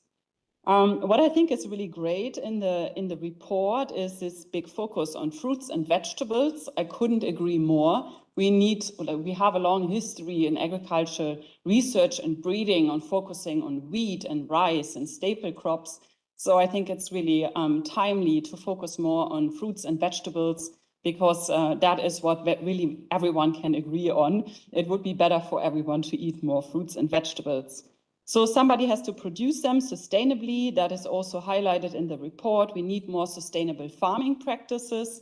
And one issue I see there is that many of these practices really are very labor intensive, whereas especially rich countries really are in the middle of demographic change. So it's unclear where all the labor for more sustainable farming should come from, especially as we also don't want more migrants, or at least in several countries we see really anti-migration sentiments on the rise. And if you don't want to import workers, then we have to invest in technology, which I think is also maybe comes a bit too short. So I think AI, technology, those are really topics that we have to discuss more in terms of food systems, but probably also the other areas. Yeah, so one more thing where I would really agree is public procurement. Public canteens can do a lot, as well as school feeding programs, school gardens. I think we should start with the next generation so they really appreciate sustainable agriculture and sustainable food systems. That's certainly a brilliant idea. And last point I would maybe also add from my side, which is not so much highlighted, I think we need more investment in local innovations. We have 2 projects where we focus on agri-food tech startups in Africa. And some of these stories are just so amazing. They're amazing entrepreneurs from Africa and other regions in the world. And I really like these examples because they are so positive. And I think that is also what we really need. The GEO-7 report is also makes you feel very frustrated. So I think we also need positive examples. We need innovations. So we also have to fund more local innovations. And I leave it at that. Thank you very much, Eva, for this rich perspective on the food systems, which is something, of course, that's very close to us every day. We eat, and in that we're participants in possible change. Thanks also for highlighting the difficulty of discontinuing practices that are harmful, because I really appreciate the move of the GEO to say, well, we can't just innovate, we also need to phase out because there are harmful practices. And that's where it might be painful, because these are the lock-ins that we've created over the decades. And also, of course, the complexity that is invoked with the question of labor and labor shortage, and the question of who is going to harvest our food in the future. So thanks very much for this. Yeah, maybe one more that you highlighted. You think the GEO is not a very radical approach. So let's have a look at that also in the overall discussion and how that resonates with the authors present here. Thanks very much. I'll move to Isabel Martinez, who is the Deputy Executive Secretary of the Basel, Rotterdam and Stockholm Conventions. We're going to the circularity and the material here in terms of the solution pathways. Isabel serves as the Deputy Executive Secretary of the Basel, Rotterdam and Stockholm Conventions since March of this year, so quite recently. She has more than 3 decades of experience in environmental policy, multilateral cooperation and program management, including 25 years with UNEP. As a Venezuelan national, Isabel holds a law degree from the Universidad Católica Andrés Bello and a master's in natural resource management from the University of Leicester. Welcome, Isabel. We'd like to hear your perspective on what GEO-7 proposes. Thank you. Thank you, Sabine, so much. And thank you, Eva, for passing the baton to me with such a positive spirit. We're just saying, after listening to Bob, we felt, okay, wow, it really looks so bad. But then also with Sarah's presentation, it was great to see that new angle that the GEO has incorporated. So I feel all in all, we're positive about the things that we can do together. So yeah, my appreciation for the organizers for bringing us together, and a pleasure to discuss a bit the area of circularity, waste, and chemicals, resource efficiency. So for GEO, we feel that, and this is mainly from the BRS perspective, so the chemicals and waste multilateral agreements, addressing the triple planetary crisis, pollution and waste, biodiversity, nature, land loss, and climate change, all what we heard from Bob, requires such a transformation in the requires a transformation in the way we produce, we use, and manage materials. First message that we would like to highlight is that GEO-7 situates circularity within a broader economic, social, environmental, and analytical framework.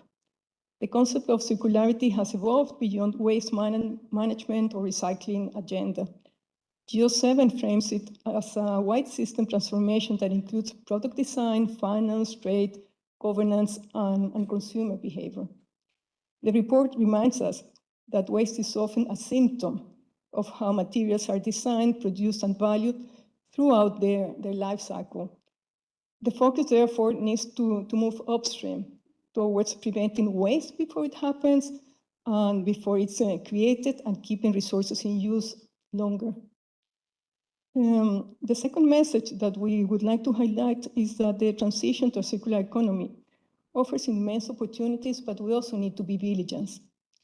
GEO-7 highlights that the circular economy can contribute simultaneously to the free crisis we heard, and circularity is more than improving waste management. It's about reshaping how economies use resources. But from the perspective of the chemicals and waste agenda, there's a critical warning.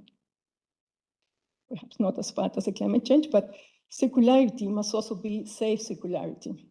So as we keep materials in circulation for longer, we must ensure that we not also keep hazardous chemicals in circulation. So this is particularly important for sectors such as plastic, electronics, and textiles. In this regard, we would like to emphasize here that circularity is not simply about closing the loops, but it's closing the right loops. A third message that we find in the GEO report is that we know where action is needed, so the pathways are there. We need better product design, a stronger producer responsibility so that products are durable, repairable, reusable, safe to recycle. We need effective governance, as Miguel was saying, and international cooperation, because materials, chemicals, and waste move across global supply chains. And we need investment, infrastructure, public engagement to make circular solutions accessible and scalable. From the BRS perspective, we support these efforts by helping countries manage hazardous chemicals and waste in ways that there's protection for human health and the environment. To conclude, GEO-7 reminds us that the transition to a circular economy is not only a technological challenge, that was also mentioned a number of times in the previous presentations. It is also a governance challenge and a societal choice. The question is not where we can keep resources in circulation longer. The question is whether we can do so in ways that protect both people and the planet. From the perspective of the Basel of the BRS conventions, one principle should guide us.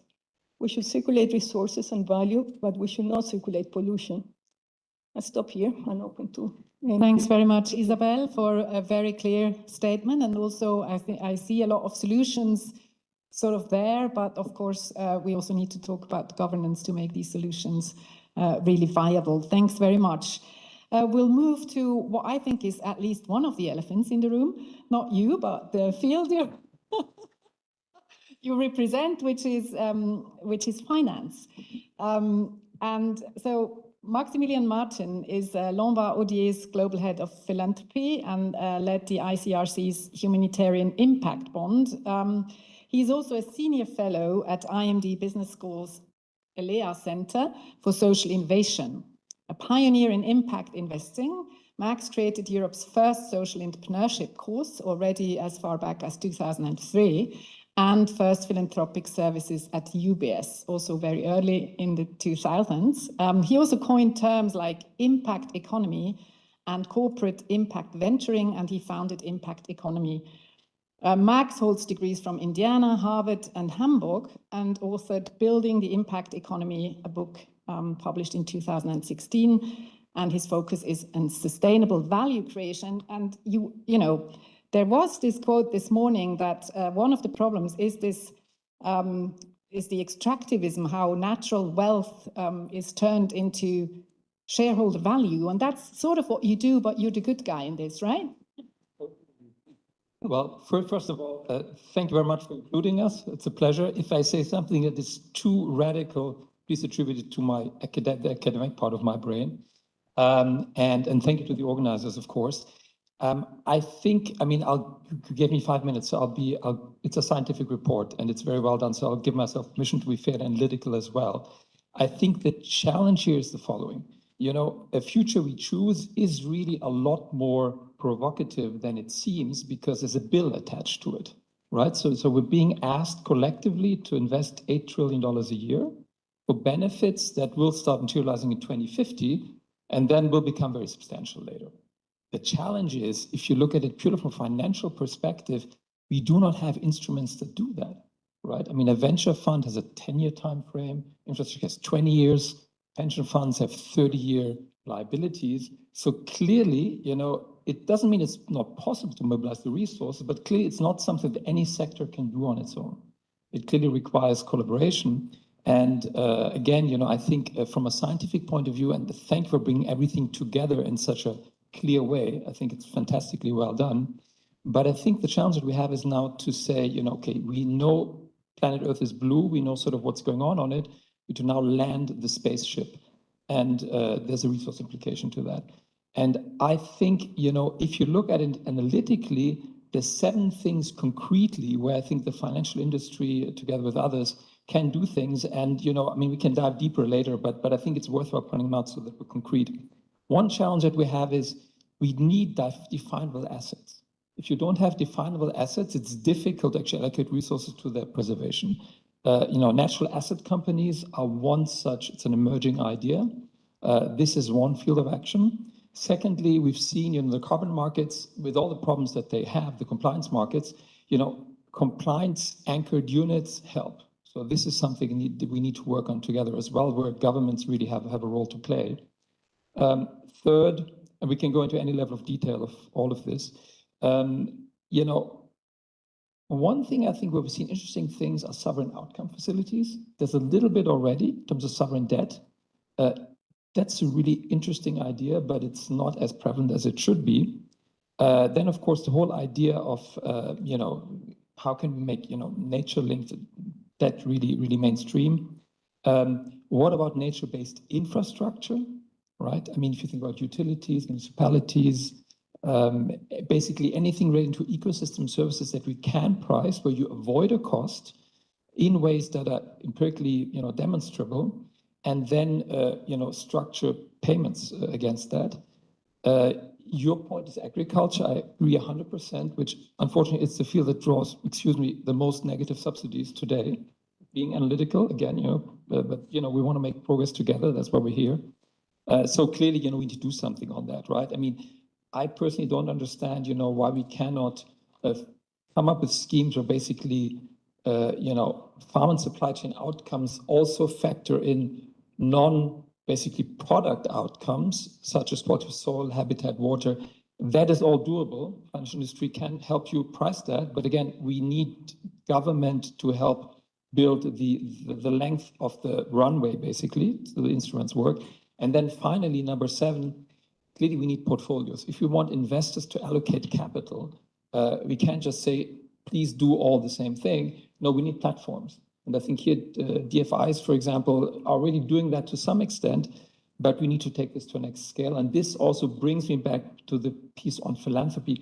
Clearly, philanthropy in a minor way can help provide catalytic capital to build such platforms, to seed fund them. But sorry to say that, it's the job of governments as well to come in, creating the, you know, compliance demand, the regulations around that, the long-term frameworks, so that we can then actually act and structure and allocate capital. And I'll stop here. I hope it's okay. I would love to go deeper, but you've given me 5 minutes. I have indeed, but thank you very much. So I hear someone needs to take the risk, right? So I think that's one of the questions here out in the room. And then, yes, I would like to go deeper eventually also in terms of how can we bring, you know, the fear of an individual farmer losing his existence and the subsidies that go into agriculture that are indeed harmful. So what can we do with this conundrum? Thank you very much. And then last but not least, of course, we have Dario on our panel here. He deserves a special cheer because he jumped in for a colleague who unfortunately has fallen sick. So thank you very much for being so spontaneous, joining us today. And we're talking about what is clearly also another elephant in the room, which is the fossil fuel and fossil fuels and the way of discontinuing or phasing out of what has clearly provided, at least for the West, the incredible wealth and well-being that we have achieved, and what is also being praised when, you know, some of us point to the disastrous environmental condition, and then some people would say, yeah, but also the world has never been wealthier and never been in a better stage. And one of the recipes for that has clearly been the cheap energy and fossil fuels. So Dario is the Director of Energy, Housing and Land Management at the United Nations Economic Commission for Europe. And prior to joining the Commission, he was the Chief Underwriting Officer of SACE and worked at General Electric, the Council of Europe Development Bank, and with the European Commission. His career started at Cargill, and Dario has a master's in economics from Bocconi University and a master's in European law from the University of Leicester. So welcome, Dario, and you have 5 minutes. Thank you. Is this working?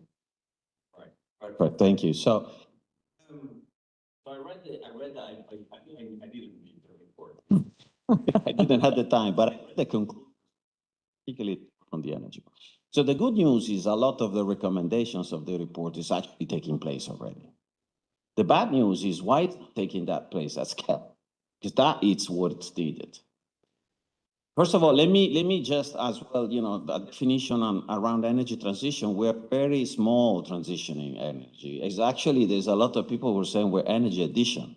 If you look at the percentages of fossil fuel usage as percent of total energy consumption, we are down from 85% to around 80%, but of a much bigger pie, because energy is directly linked to welfare. I mean, there is a one-to-one direct connection between our livelihood, welfare, material wealth, et cetera, with the use of energy. And that has been since the first energy, you know, since the first axial revolution. So let me go back instead to what's the point around this. So the transformation pathways in the energy sector, no? And let me single out 3 things that there are many, but the 3 of which I would like to highlight here to you. So why this is not happening at scale? Because everything which is written here is already happening. So the first one is scaling up technologies, processes, business models, already has consequences. As long as they are marginal, they can, you know, they are lost in the complexity and the impact is small and can be absorbed by the system. Going above a certain scale has a system impact. And that is the problem that we're facing today with renewable energy. Take, for example, in certain countries, we have gone above certain thresholds of renewable energy and electricity production. It has engendered a number of other consequences, grid instability. Just to talk about very concrete actions. What happened in Spain last year, what happened in Central Asia in August of this year is a consequence, partially, particularly in Spain, is a consequence of the level of renewable energy that has grown from the power generation side, the power transmission and distribution side. They have not taken into consideration the consequences of that. And that's the reason why they had blackouts for 24 hours a year ago. So, and this is the problem around, we're not system thinking. We're not looking at the energy transformation as a system transformation, but we have been looking at energy generation individually. We're looking at energy transmission and distribution individually, etc. I'll come back to that point in a minute. The second one is obviously the embedded economic structures. I mean, you said it, energy is cheap. And the cheap energy has been fueling economic growth, welfare, our material wealth, et cetera, et cetera, et cetera. The economic structure today, take away cheap energy and you have social consequences, which are, any government, you work for a government, you see what happened when we have tried to change those economic structures, those underlying economic structures around energy. So that is a second. So, and when you break an economic structure, has consequences again, and those consequences need to be addressed. The third one is technologies. I'm not an advocate of technology solves everything, absolutely not. But we have to be conscious that in the energy space, there hasn't been a technology revolution, like in communications technologies, for example. Our technologies, the so famous transition technologies of today have been invented decades ago. The first electric car was built in at the beginning of 1900. The solar panels have been around for 70 years. And of course, these are technologies which are mature, they have set the limits. The technologies for a real change in our system are still to be developed and invented. So we are in the transition phase. If you remember, there's a famous graph about the three curves. The current system, which is going down, the system, and the new system, which needs to grow. Well, we are in the transition technologies that we have. And we are only now starting to look at what next. The current system has been around with us for about 2,000 years, since we discovered burning fire. And that's always, all the time we've been adding new energy sources, but the principle is the same. That has been, thank you. All right.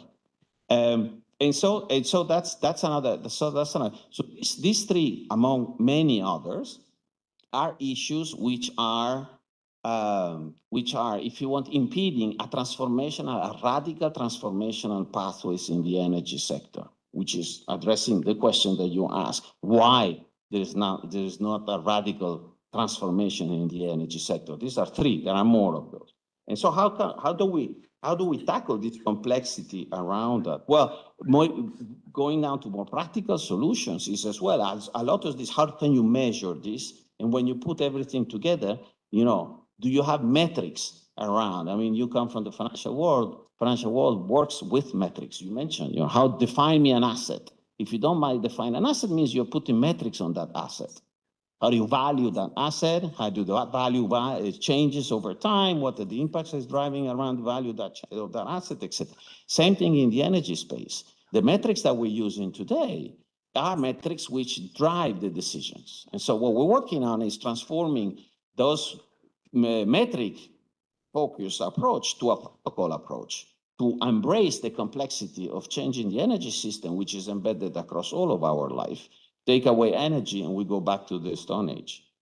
And in a way that you highlight where you can act and what you can do. So that is an important point. And then you ask me, so what is, you asked as well, and I'll conclude with that.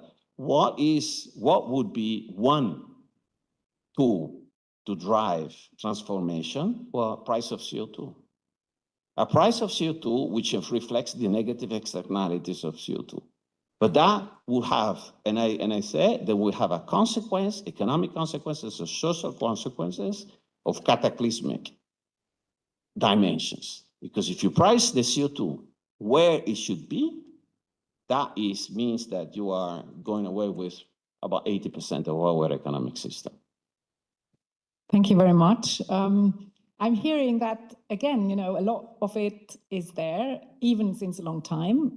Also, the CO2 pricing or the pricing of common goods is, of course, not a new idea. And I think the reason why it's not done, you've just named it. And that kind of bounces it all back to the governance. So, Miguel, hearing your colleagues, does that change anything of your initial statement or the way you would assess the processes that we're talking about?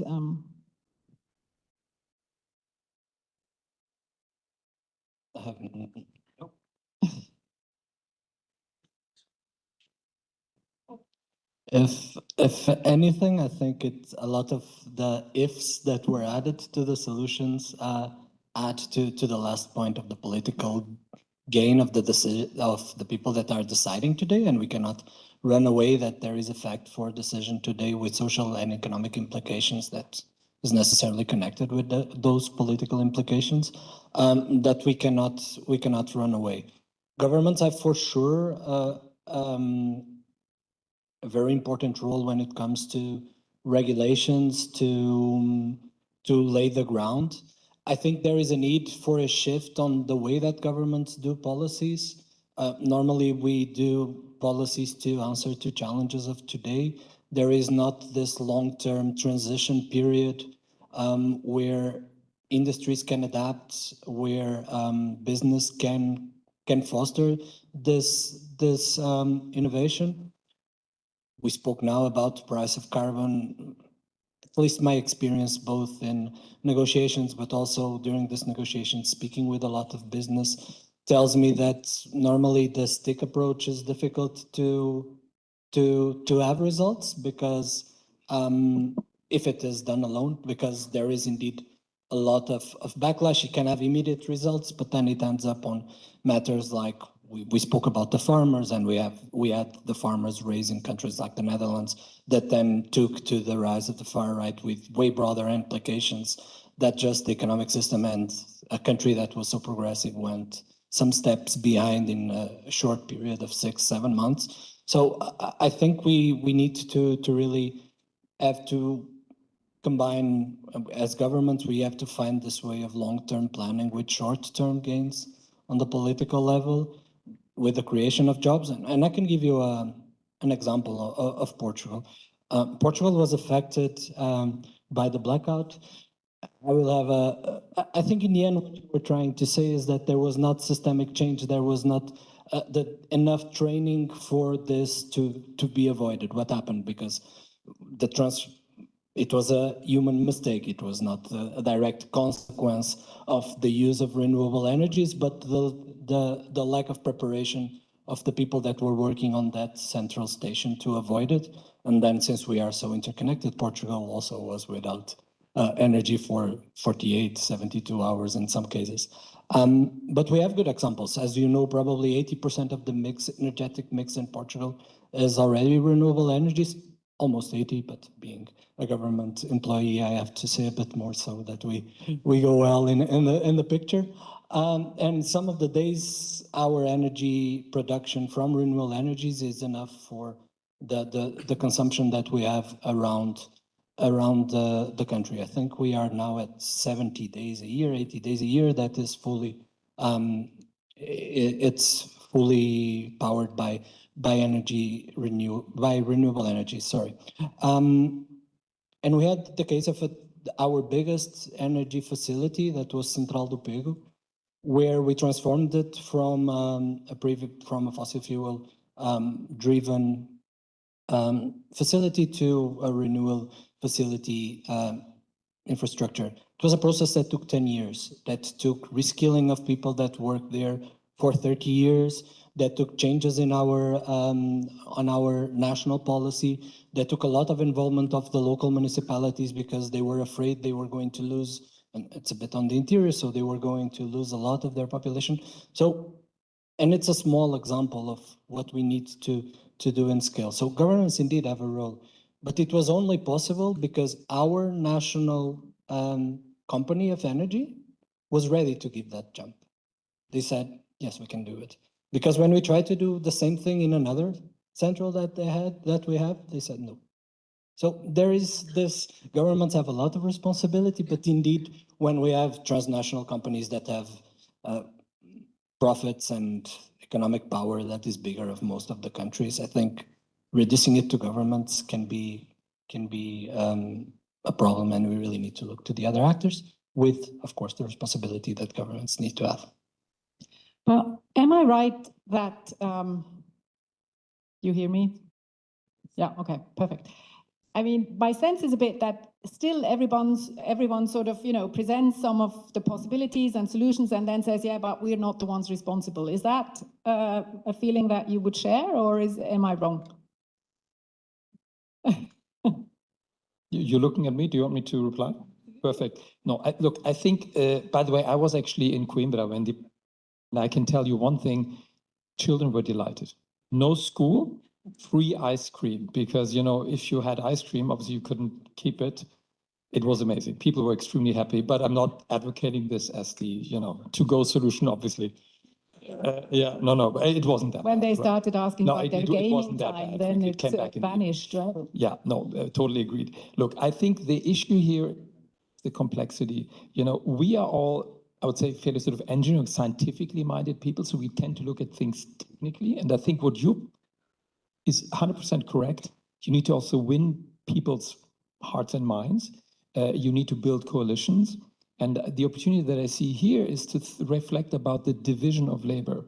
I mean, anyone in their industry can be a leader, you know, doing things, you know, taking things a bit further, for sure. But you cannot do it if convergent action doesn't happen elsewhere. And I think, I don't know, we'll probably get to that later, because you asked at some point, what's the division of labor? But I think if talk a second about the financial industry, I mean, one of the things we see is there are not enough intermediaries, right, and aggregators. I mean, I've worked in impact investing over 20 years. Clearly, this is something that can be built, right? This is where the financial industry actually can play a role.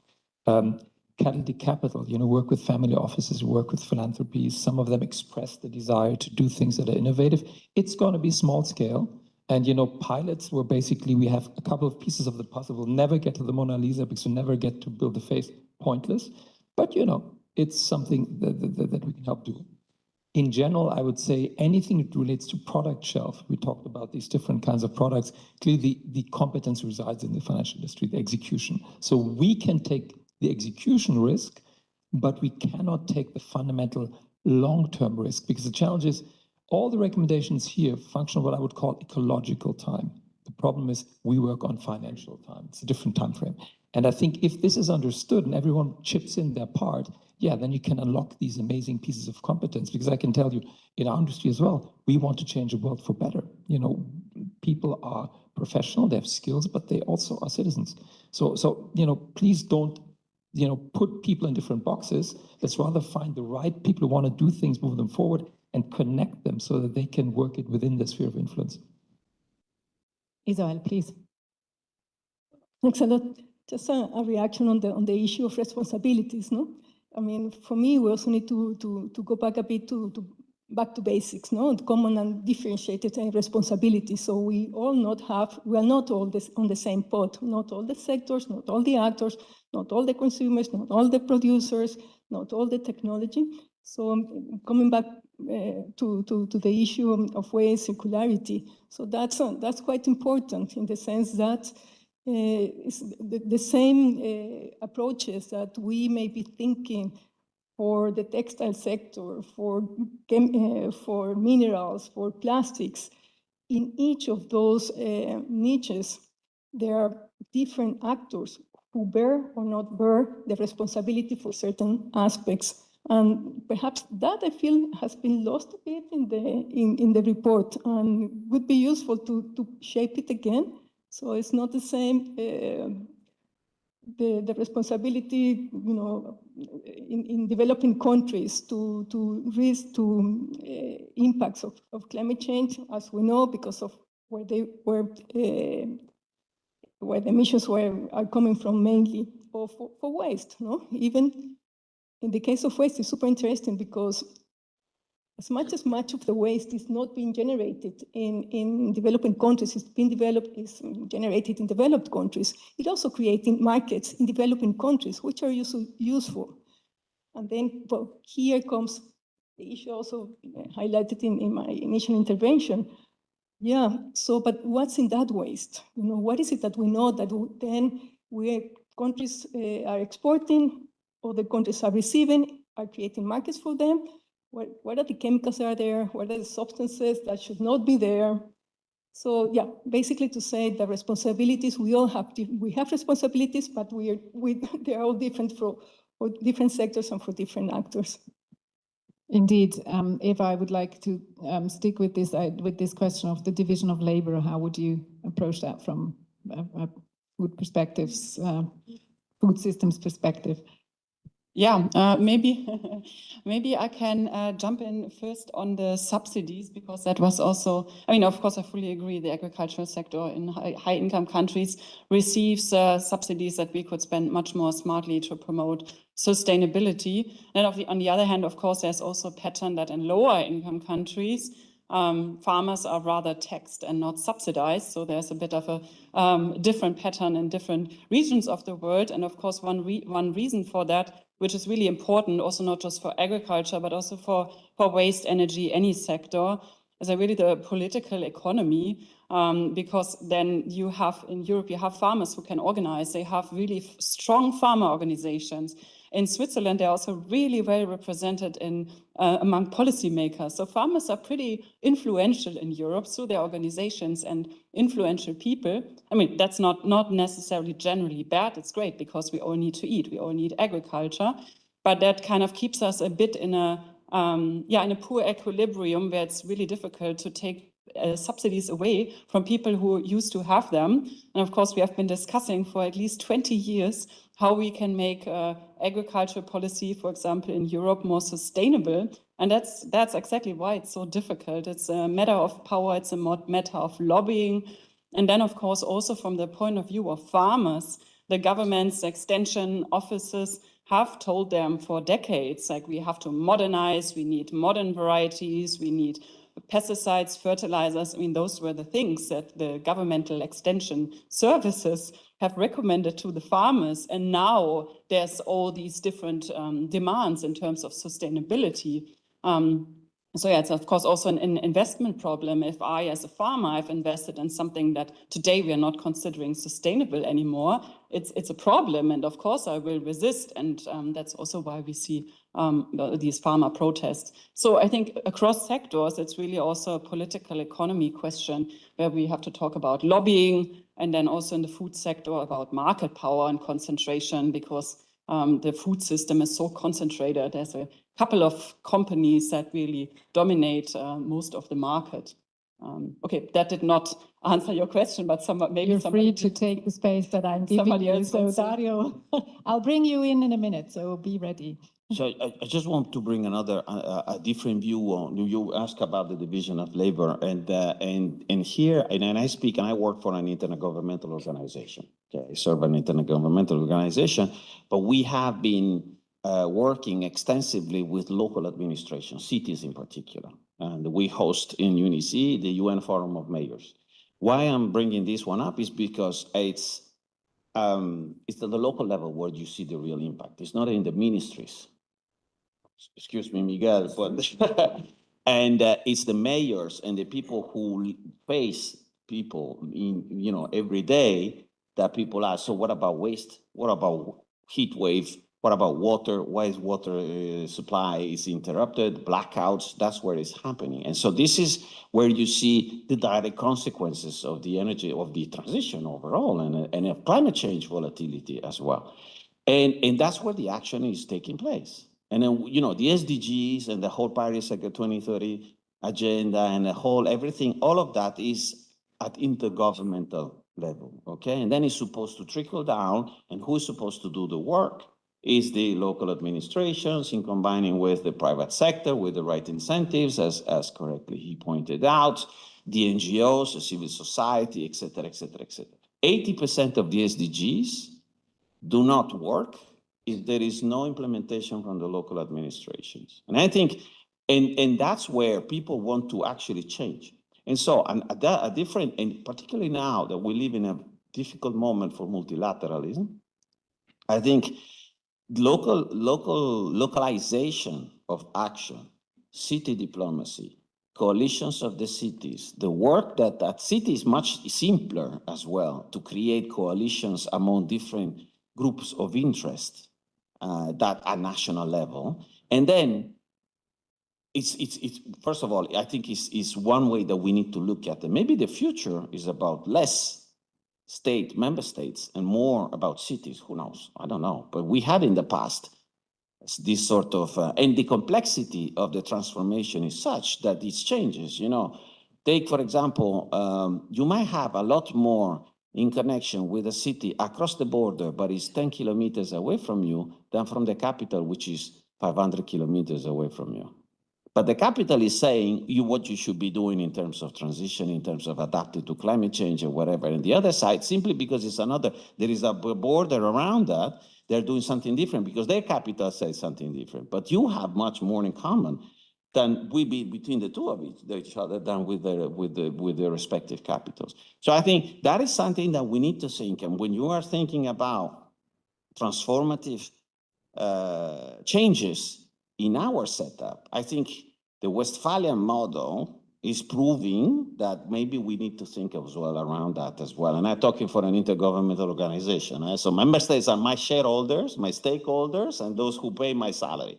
So, I mean, but that's something that we need to think about. And that is the reason why we are bringing forward the voices of the mayors. We're providing the mayors with a platform to exchange, to meet, to discuss, and to influence the discussions and the decisions that are taken at the member states level.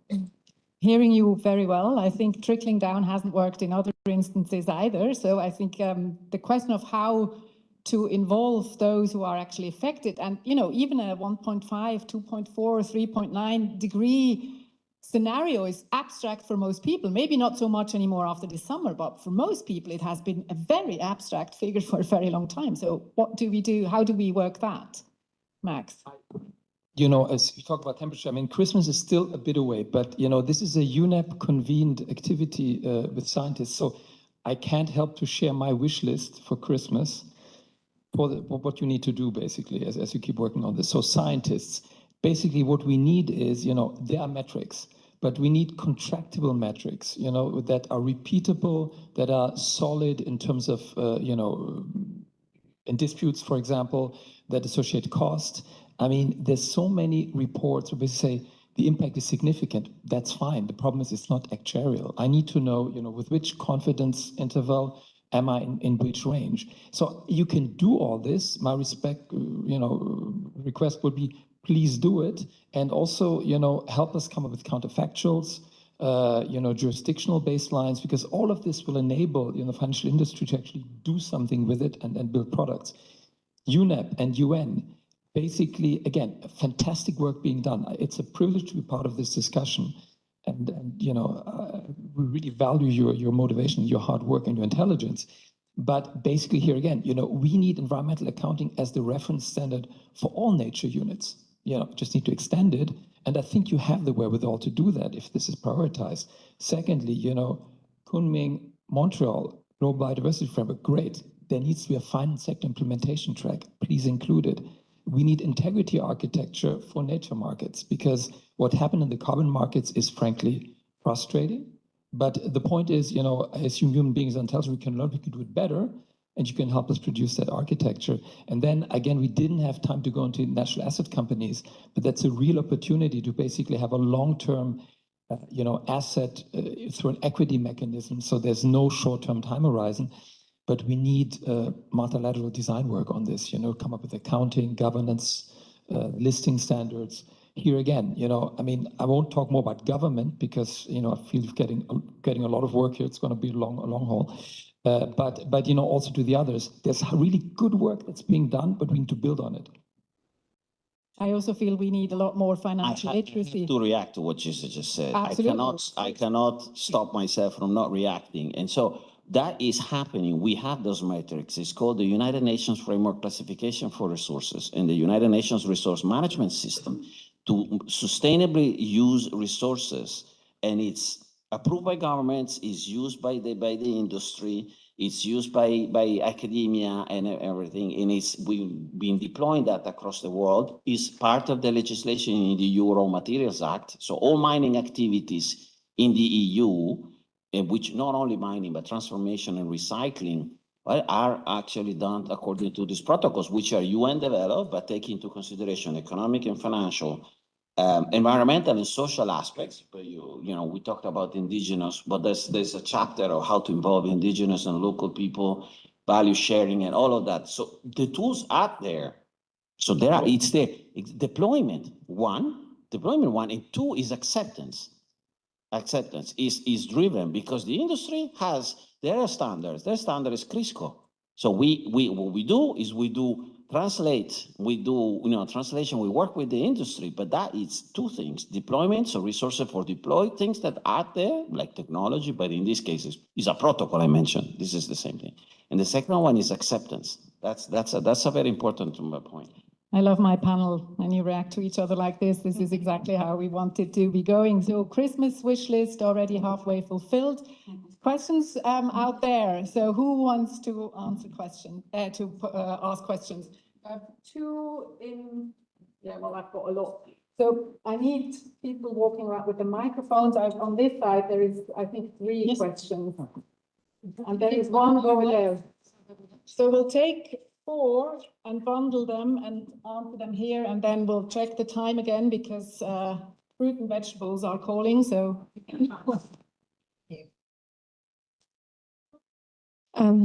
Okay, hi, thank you for a very interesting panel and a very rich discussion. My first question is for Dr. Maximilian Martin.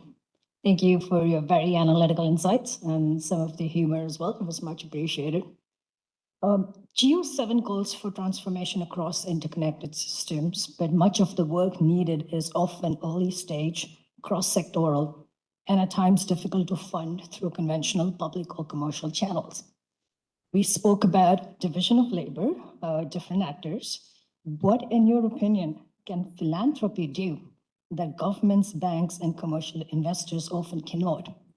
I think a specific question there would be, would philanthropy have the greatest additionality in funding early stage work, absorbing risk, supporting coalitions, without substituting for public responsibility, but before public or commercial finance can scale an approach?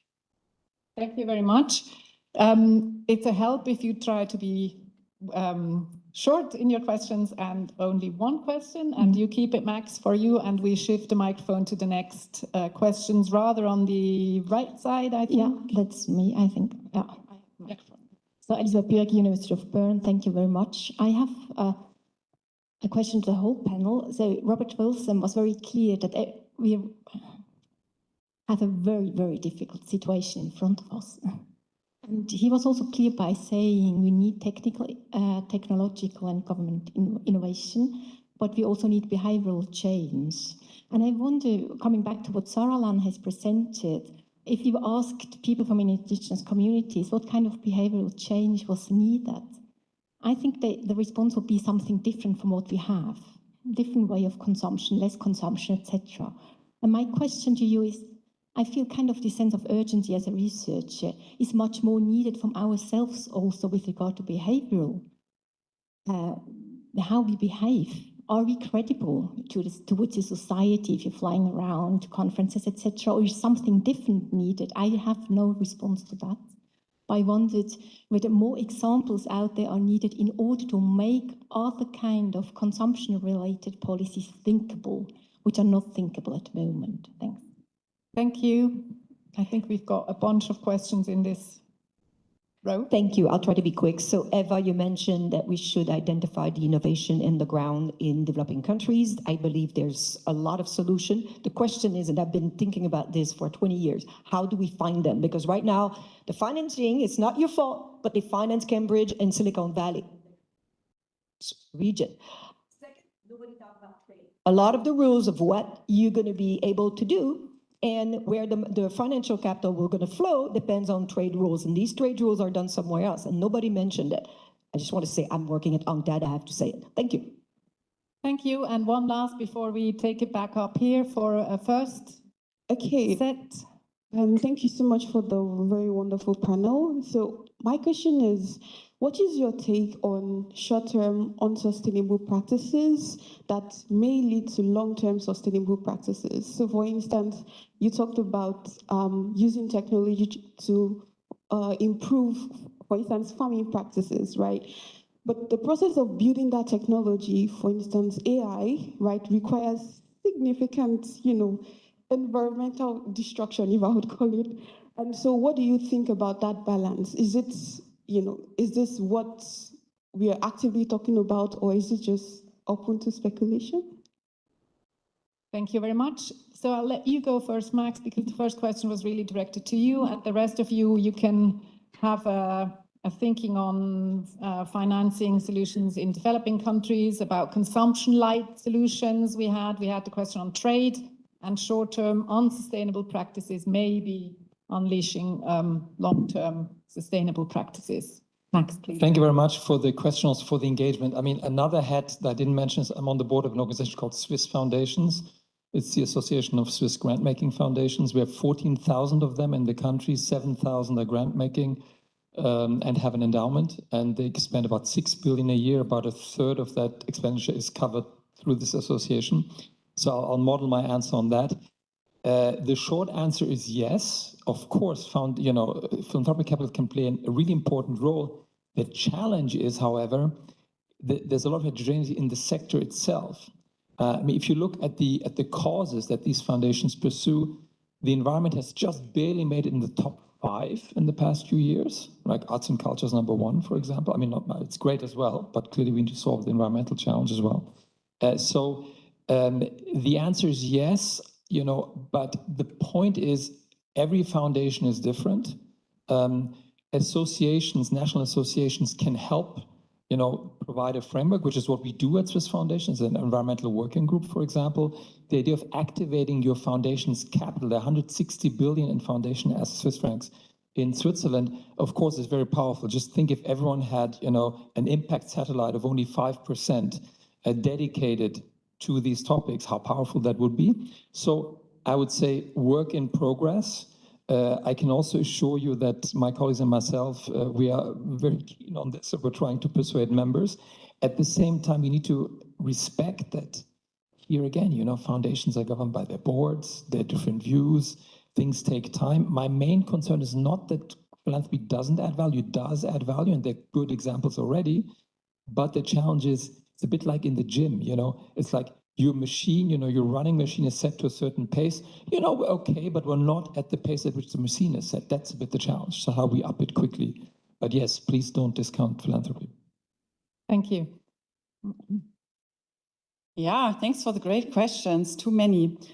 There was one question on how do we find innovations in lower income countries. I'm not so concerned about finding them. I think there's a lot of great initiatives already going on. Also biodiversity, CEARD, GIZ, many development actors have accelerator programs and so on. So I think there are opportunities. I'm more concerned about funding them. And there's, of course, a link to impact investment. I think the last 10 events, apéros and panels I've been to in Switzerland, we always end up talking about impact investment. As in this new world where, money for global development is really a cut everywhere, not just in the US, also in Switzerland, really globally, is really the question, who will still fund global development projects? And I think for many people, it seems the answer is impact investment. There will be much more focus on private investments. So that's a bit my wish list for research to look more into that, because now we are creating whole new dependencies, thinking about decolonizing projects. And maybe one point on trade. I think trade will remain incredibly important, which is also highlighted in the GEO-7 report, also for food systems, also just because countries have difficult abilities to feed themselves because of their natural resources, of their populations. That's again and again a discussion in Switzerland as well, where in September the population will vote on whether the food self-sufficiency rate in Switzerland should be increased. And then there are many people saying why it could work or why it couldn't work. It's really a big discussion, but without so my trade, not relying too many on certain countries, too much on certain countries, certain supply chains because of climate change, because of conflict. So I think we have to de-risk supply chains, and that's also an area where I think we also need more research. Thank you. Thank you. Perhaps to respond to the comment about consumption. So going back to the GEO report, the GEO report is advocating for this model of circularity, economic model that it's an alternative one to the linear model of take, make, and dispose. And that starts with trying to reduce the products that are being extracted And that also involves then how products are being designed from the beginning so they can last longer, they can be repaired, they can be reused, they can be recycled. And that also, in that whole equation also comes in the consumers, vis-a-vis how products are being now produced so that they can live longer. So the circularity analytical framework helps to also shape how consumers can look at products. And in terms of trade for waste, this is also critical, no? So we've heard that in the plastics discussions, in many other discussions, but trade of plastic waste, e-waste, textiles is there, will continue to be there. It's a source of funding for a certain part of the world, and indeed needs to be regulated. And this is something that the BRS conventions contributes to through the what is it called, the prior informed procedure and other regulations that are part of the three conventions. Thank you. On the consumption side, it's yeah, it would be great if collectively and at a scale we all decide that to lower our consumption levels rationally. That would be great, absolutely. It just doesn't work like that. I'm sorry. And it's called the GEO effect. When we introduce LED lightings, LED is like, it consumes about 10 to 15% of an incandescent bulb. What happens is people left the lights on. They didn't switch off the lights. They just left the lights on. So the actual energy consumption for lighting, diminished because the technology improvement was such that is actually, but the behavior somehow mitigated the impact of that technology. And so in our work on the energy space, for example, we introduce behavioral science and behavioral elements to anticipate, so what will be the reaction of the consumer towards this change of technology? How can we make sure that reaction of the consumer is actually leveraging the technology as opposed to diminishing its impact, particularly when you look at the energy efficiency and that kind of stuff. And here, what you can count us is not on rational and conscious change of behavior, but the unconscious change on the behavior. And this is an interesting part. And that a lot of technology, and particularly, I'm sorry to say, but artificial intelligence has a big role there to play, and it will play if well mastered in managing the unconscious behavior and the unconscious side of our behavior if we want to really transform our consumption patterns. Thank you. And thank you for the questions. A lot of great questions, and I would have a lot of reactions. I think I will maybe start by the behavior urgency and change. I think I agree with Dario, and I will bring again and again our national example.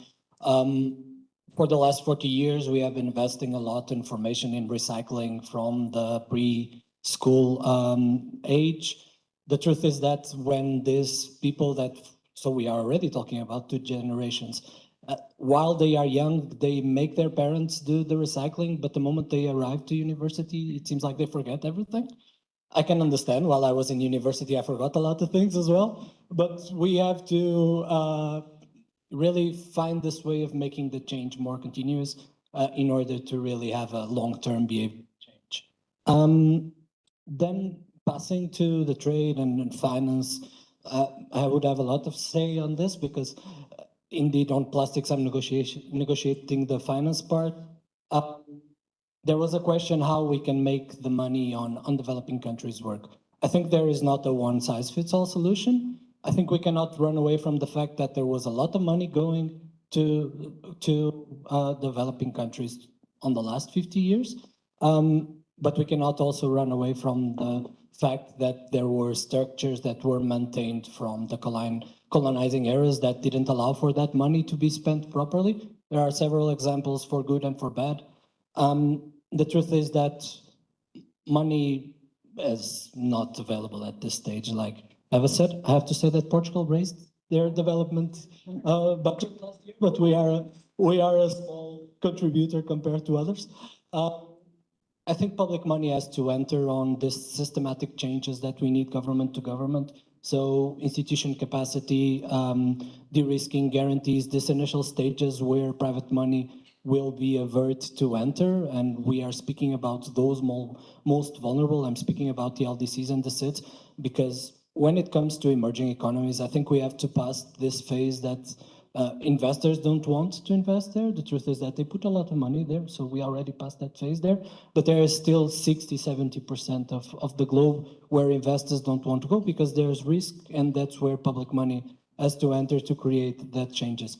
Internally, the subsidies have to be redirected to creation of secondary markets, but you already explained very well, for example, on food systems, why those subsidies are not being redirected.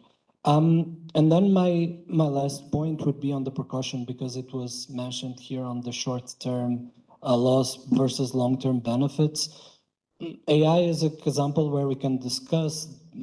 I think the only solution for us to do AI properly at this stage would be to have a global ban on evolution of AI, that I don't think we can do it. I think we are trying to do it. There's a lot of discussions here in Geneva. In UNEP, on GEO-7, we had the first resolution on the environmental aspects of artificial intelligence, and UNEP is working more and more on this. We have to try to bring everything together with the private companies that are working 1,000 times faster than us governments. And then there's another, again, national example, that is the deep sea mining. And here it shows the power of coalitions.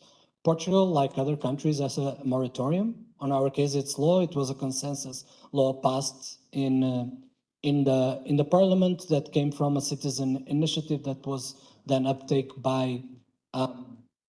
by our parliament. But it came at the stage, and we are still at the stage, where we are trying to enlarge our continental shelf precisely to have sovereignty around these resources. So it's a bit contradictory when it comes to economics. We have this 50-year moratorium because we looked around the globe and there was 50, 60 countries that were going to do it as well. I don't want to imagine what had my country or parliament decided if we didn't have these countries as well, because then we would put ourselves on a disadvantage that probably on the short term, once again, our politicians wouldn't be able to. So it's important, this coalition. Thank you very much. I'll take two more questions before we wrap it up. Okay, Nicolai's already. I didn't see you, so I didn't see your your look. So let's wrap it up. I've asked. I mean, in the beginning, Stephen asked us to not panic, but to focus. So the focus is what we wanted to bring it back to. So I'll start with you, Dario. We'll make a short round. Each panelist will make a very brief statement on what the focus should be put on in their field, and then we'll wrap it up. Thank you, Dario, for starting this. Well, I think I said it before. In the energy space, I think what we really need to focus on is on the energy transition as opposed to the energy addition that we've been living through. And I think that takes, as I said before, a number of bold decisions and investments, and as well bear in mind that it will take decades to undergo. And so I think we need. Collectively, we need to come clean around what the energy transition is, because it will have costs. And we need to say that there is no single solution and there is no magic wand around the energy transition. Every energy has drawbacks, whether it's renewable energy, whether it's fossil fuels, whatever it has, to do the renewable energy equipment, you need to mine. You need lithium, you need steel, you need concrete, you need that kind of stuff, etc., in gigantic amounts. And that has an impact on biodiversity, etc., as the report correctly points it out. So I think we need to have a more, and then the focus is we need to have a more science and data-based conversation around what the energy transition means and what the energy transition entails. And I think we don't have that, and we haven't been have that since 1992. Thank you. Isabel. Thank you, Dario. In terms of resource efficiency, waste, and circularity, just a statement around the fact that we need to circulate value and products, but we should not circulate pollution. And we need more information about what the product contains in terms of hazardous waste and chemicals that are toxic to the planet and to our health. Thank you. Yeah, I agree with the intuitive message of the GEO report that we should punish what is not sustainable. So, for example, tax or ban and promote and subsidize what is sustainable and healthy. How to make, like, implementing that as radical as we have discussed, because there's a lot of resistance. So I think we need much more dialogue, which includes not just farmers, but everyone in food systems and society, where we really discuss what type of food system or energy systems do we really want. So I think in that regard, Switzerland can really also be a role model involving the population more in political processes that other countries don't have. Well, and last but not least, let's make sure everyone globally can eat more fruits and vegetables and less processed foods. That would already help a lot. Thank you, Eva. Max? So basically, the GEO-7 report tells us that the future is the one we choose. Benefit in 2070, 20 trillion a year. Statistically speaking, average life expectancy, anyone born before 1986 won't be alive, which means, you know, intentions are good, but we need to really focus on instruments that have the time frame that we need. Request simple, you know, science needs to give us the metrics, UN system standards, maybe make them even more deployable, you know, work in progress. And governments, these long contracts, the legal framework, I think my industry can help build the middle of the market, basically by structuring the financial products and helping build the intermediaries. And I think if we can all work together on this, I'm actually confident. My daughters actually were born after 1986. They will still see this, and I think we should really take the invitation to get the job done together. Thank you. Thank you, Max. Miguel? Thank you. Very quickly. So I think we need to align the money, public and private, with science, and both of them with just transition, and a bit more of publicity to the GEO-7 that has a wonderful regional pathways chapter as well that we didn't speak a lot, but speaks a bit about this need for adapt the pathways. And I think for that, we need to protect science. We need, at the global level, to create some harmonization between the rules that each country has, and that is the part of the governments. And then still in the governments, but at the national level, we need to make sustainability a core criteria of economic governance, of particularly on public budgeting, on subsidies, and on investment decisions. Thank you very much. Let's have a clap for this wonderful panel. Thank you very much.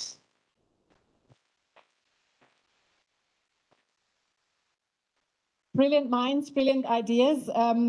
My takeaway is also, yes, the choice we make will have a cost, and I think we need to be much more clear about what that cost is and for whom and what it can be in different respects. So thanks very much for thinking on this together with me. Thanks, Nicolas. Thanks for the invitation, and thanks for all your questions. Thank you very much.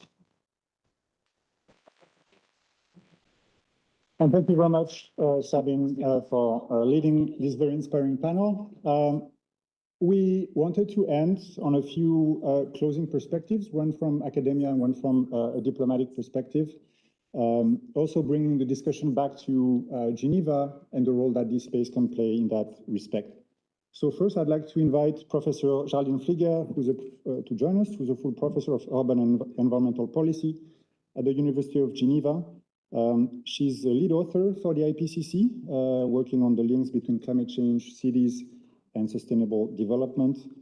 She's served as a negotiator, associated negotiator on the Swiss delegation for the COPs, and also served as a mayor for 14 years, looping back to the point that Dario made about bridging international, national, and local actors for those actions. So without further ado, and I know you need to leave soon, Geraldine, but we really appreciate your presence. I'll give you the floor. Thank you very much.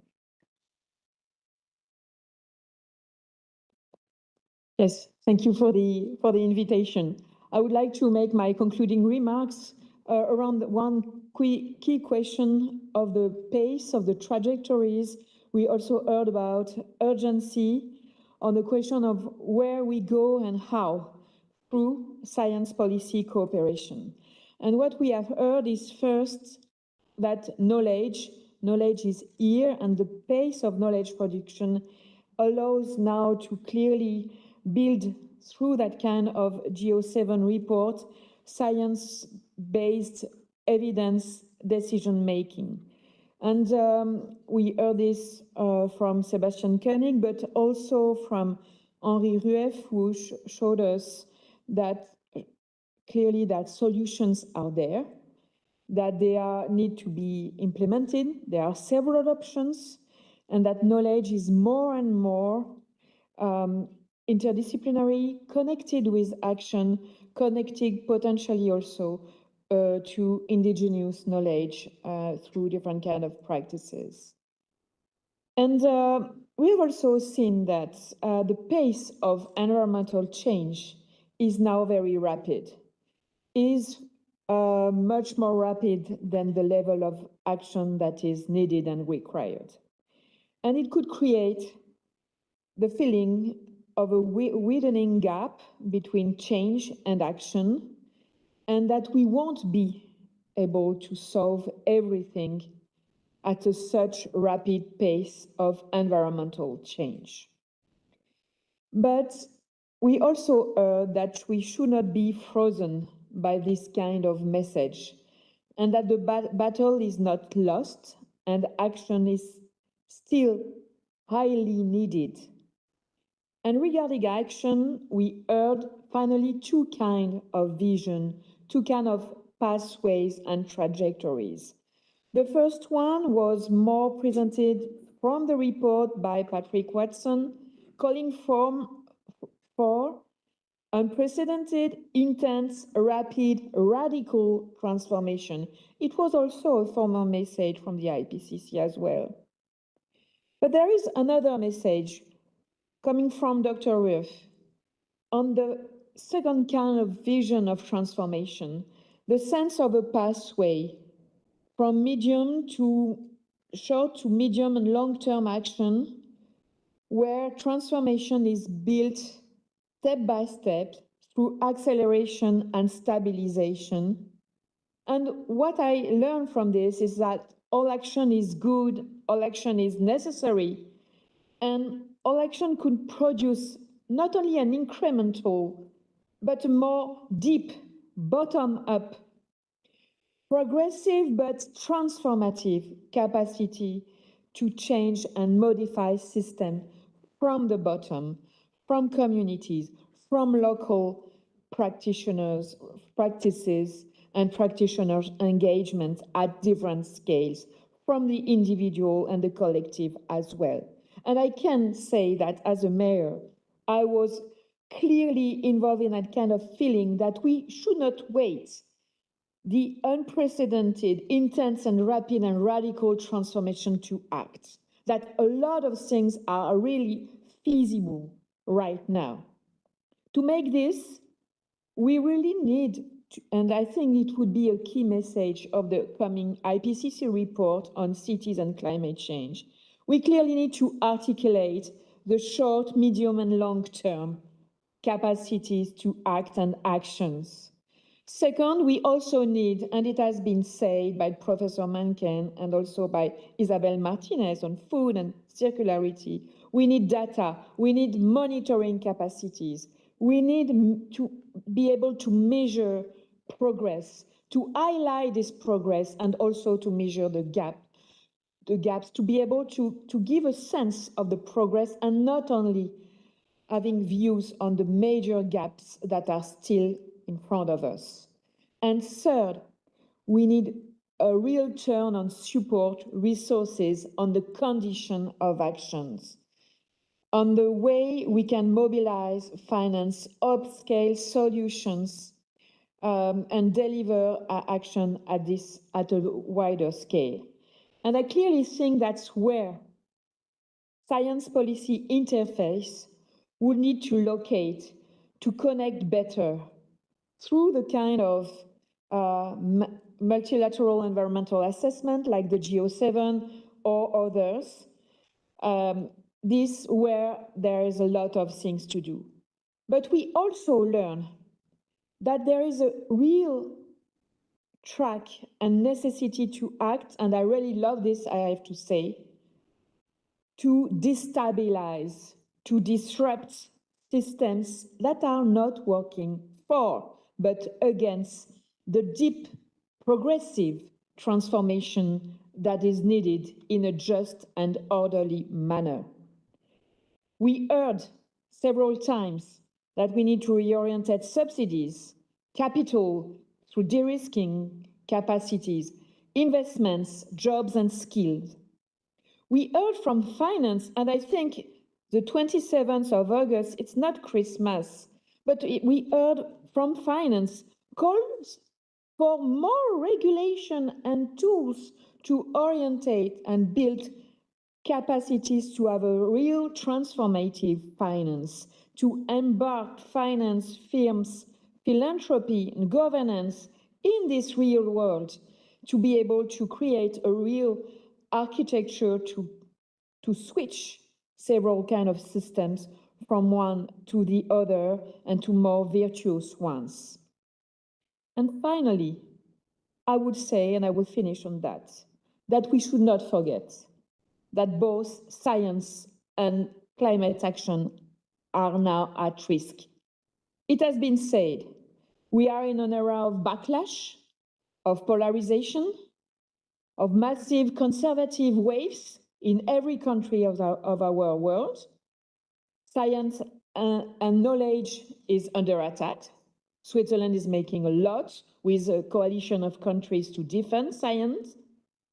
Environmental action at all scales is under attack.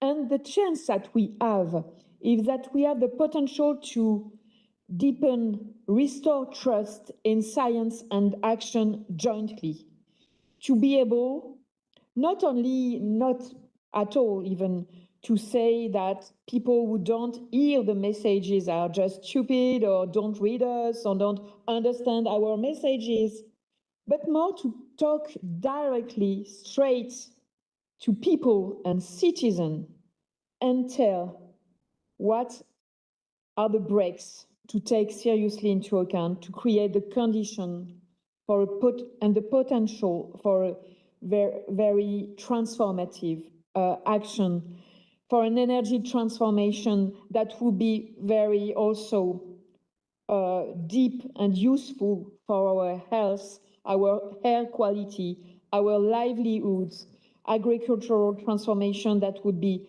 in favor of new rural quality of life and working conditions. All those benefits, all those entry points, turning the narrative of science and policy from the benefits for all, and saying that finally science is clear on one point as well, and science policy interfaces are clear on this. We don't have to wait new agreements.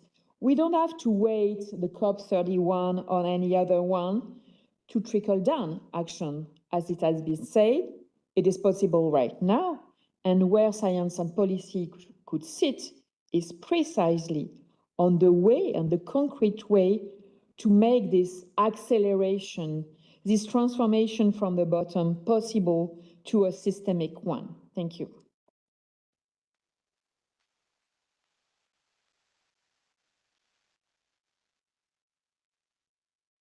Thank you very much, Professor Pfleger, for these concluding thoughts. And now I'd like to invite Ambassador Fernando Israel Espinosa Oliveira. He's the Deputy Permanent Representative of Mexico to the UN and other international organizations in Geneva. Ambassador Espinosa Oliveira has been a career diplomat with the Mexican Foreign Service since '91, with extensive experience in multilateral affairs, international negotiations, and diplomatic cooperation. He's held several various positions within Mexico's Ministry of Foreign Affairs and served in diplomatic assignments in Switzerland, Canada, and Brazil. He brings extensive experience, I think, in the international governance and negotiation processes, in particular related to his work in the Geneva ecosystem. And we'd love to hear your perspectives from that point of view. So thank you very much, Ambassador.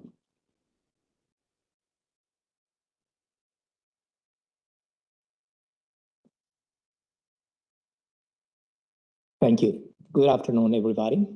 Thank you so much for the kind invitation to be here on this event. And I would like to extend my appreciation to the panelists and to you all, because it's been a fascinating discussion. Now, you pointed out that I started my career back in 1991. Let me go back to 1991, because my very first assignment was actually within the policy planning unit, foreign policy planning unit, to discuss and tackle the Rome report of the limits of growth. You probably remember the Club of Rome, right? They published in 1972 this report, the limits of growth, and we discussed it once again in 1992 because of the summit in Rio de Janeiro. A lot of expectations, a lot of optimism. That was back in 1991, 1992, and I remember a lot of criticism against this report. Now, it's out of line. It's based on models, some critics, some models on mathematics did not apply. You're misusing the computer systems and so on. You probably remember Madame Massimi, who was actually one of the persons that at the time back in 1992 was reanalyzing through this idea of future studies. There was a lot of criticism. I regret to say that now, in 2026, many things of those reports were right. And many things have changed, but unfortunately, many things have not. And that is the reality. Now, we have discussed the interfaces between science and politics and diplomacy. Madame Geraldine Flieger, I could not agree more with you. You're absolutely right on saying that science is under attack. Whenever you go to the World Health Organization, to the climate conferences, we see this constant attack. Pseudoscience. Oh no, you're wrong. It's exaggerated. Social media, fake news. So, yes, it's extremely important to have a conference like this and to look back into those interfaces. Some of you, some of the panelists, have addressed the importance of stakeholders, indigenous communities. I would go a little bit further. What about the perspective of gender? It was mentioned something about the Convention of Stockholm. And at the Conference of Stockholm, we have found very concrete evidence of the differentiated impacts on women. So we need the stakeholders of civil society. We need the inputs of academia. We need the inputs of indigenous communities, because at the end of the day, and I think that's one of the most important things of the report, the common agenda is about humanity. And don't get me wrong, I'm a big fan reading about AI. But we created AI. And if we think that by giving autonomy to AI, we will solve the problems of the world, maybe because we're not understanding the paradox. The paradox is that we are living in a Holocenic era in which probably as individuals have forgotten everything about humanity. Individual at the end of the day has not been on the center of the agenda. It was mentioned about lack of resources, and I understand from the point of view of philanthropy, but I respectfully disagree. And I disagree because at this time, while I'm here standing before you, approximately 2.6% of the global GDP has been assigned to armaments, to rearmaments, to nuclear weapons, and that's nothing. I don't know what the connection is with our perception of humanity, or maybe that speaks volumes of our own perception of humanity. So there are resources, probably misallocated resources, but there are. You probably heard about a philosopher Karl Popper from the 20th century. He wrote a fantastic book, Das Leben ist Problemlösen. To live is to tackle, to solve problems. And he was right. Naturally, as somebody pointed out, is how to pose the right questions to address those specific problems that we are challenging. And now let me remind you, a fantastic writer, a poet from Greece, Kavafis, you probably heard of him, from the 19th century. He wrote a poem, Waiting for the Barbarians. And in this poem, he was basically presenting this idea that somebody else will come to solve the problems, to solve the problems of humanity. But at the end of the day, the writer, the author, the person of this poem was left standing because the barbarians never came. There was no solution because at the end of the day, it was up to this person to solve these problems. To finish my remarks, Geneva offers a unique opportunity because of the clusters. We have the environmental cluster. We have the health cluster, the human rights cluster, and it's privileged by nature because we can have those interactive dialogues. What we probably need, and it might sound a little bit radical. Somebody said something about realism. I respectfully disagree. I understand it, that we need to be realistic. I respectfully disagree. Because maybe we should challenge the very meaning of realism. Realism sometimes is just a framework that constrains us from seeing beyond a box. And maybe we need different perspective. Geneva offers us that unique opportunity. Maybe we should be less realistic. Don't misunderstand me. Nothing. I'm not acknowledging the existence of global powers, of corporate interests, of national agendas. But if we really are aiming to solve, to tackle, to address these challenging problems for the survival of humanity, maybe we should be less realistic and we should find better tools for the common goal of the survival of humanity. So thank you once again for the kind invitation. Thank you so much for the contribution of the panelists. It's been a very tremendous, stimulating intellectual discussion, and I wish you a very pleasant afternoon. Thank you so much.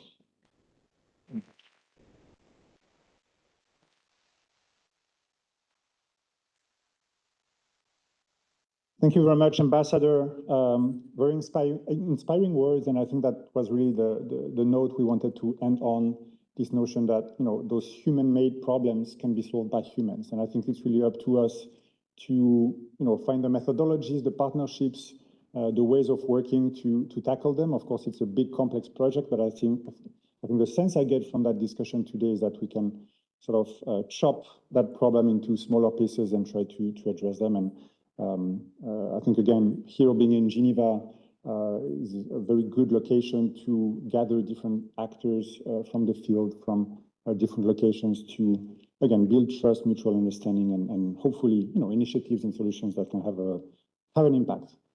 With that, I'd like to thank, well, first of all, my colleagues at the GSPI and at the Geneva Environment Network, who did an amazing job to make this event happen, along with the Vis Academy, University of Bern as well.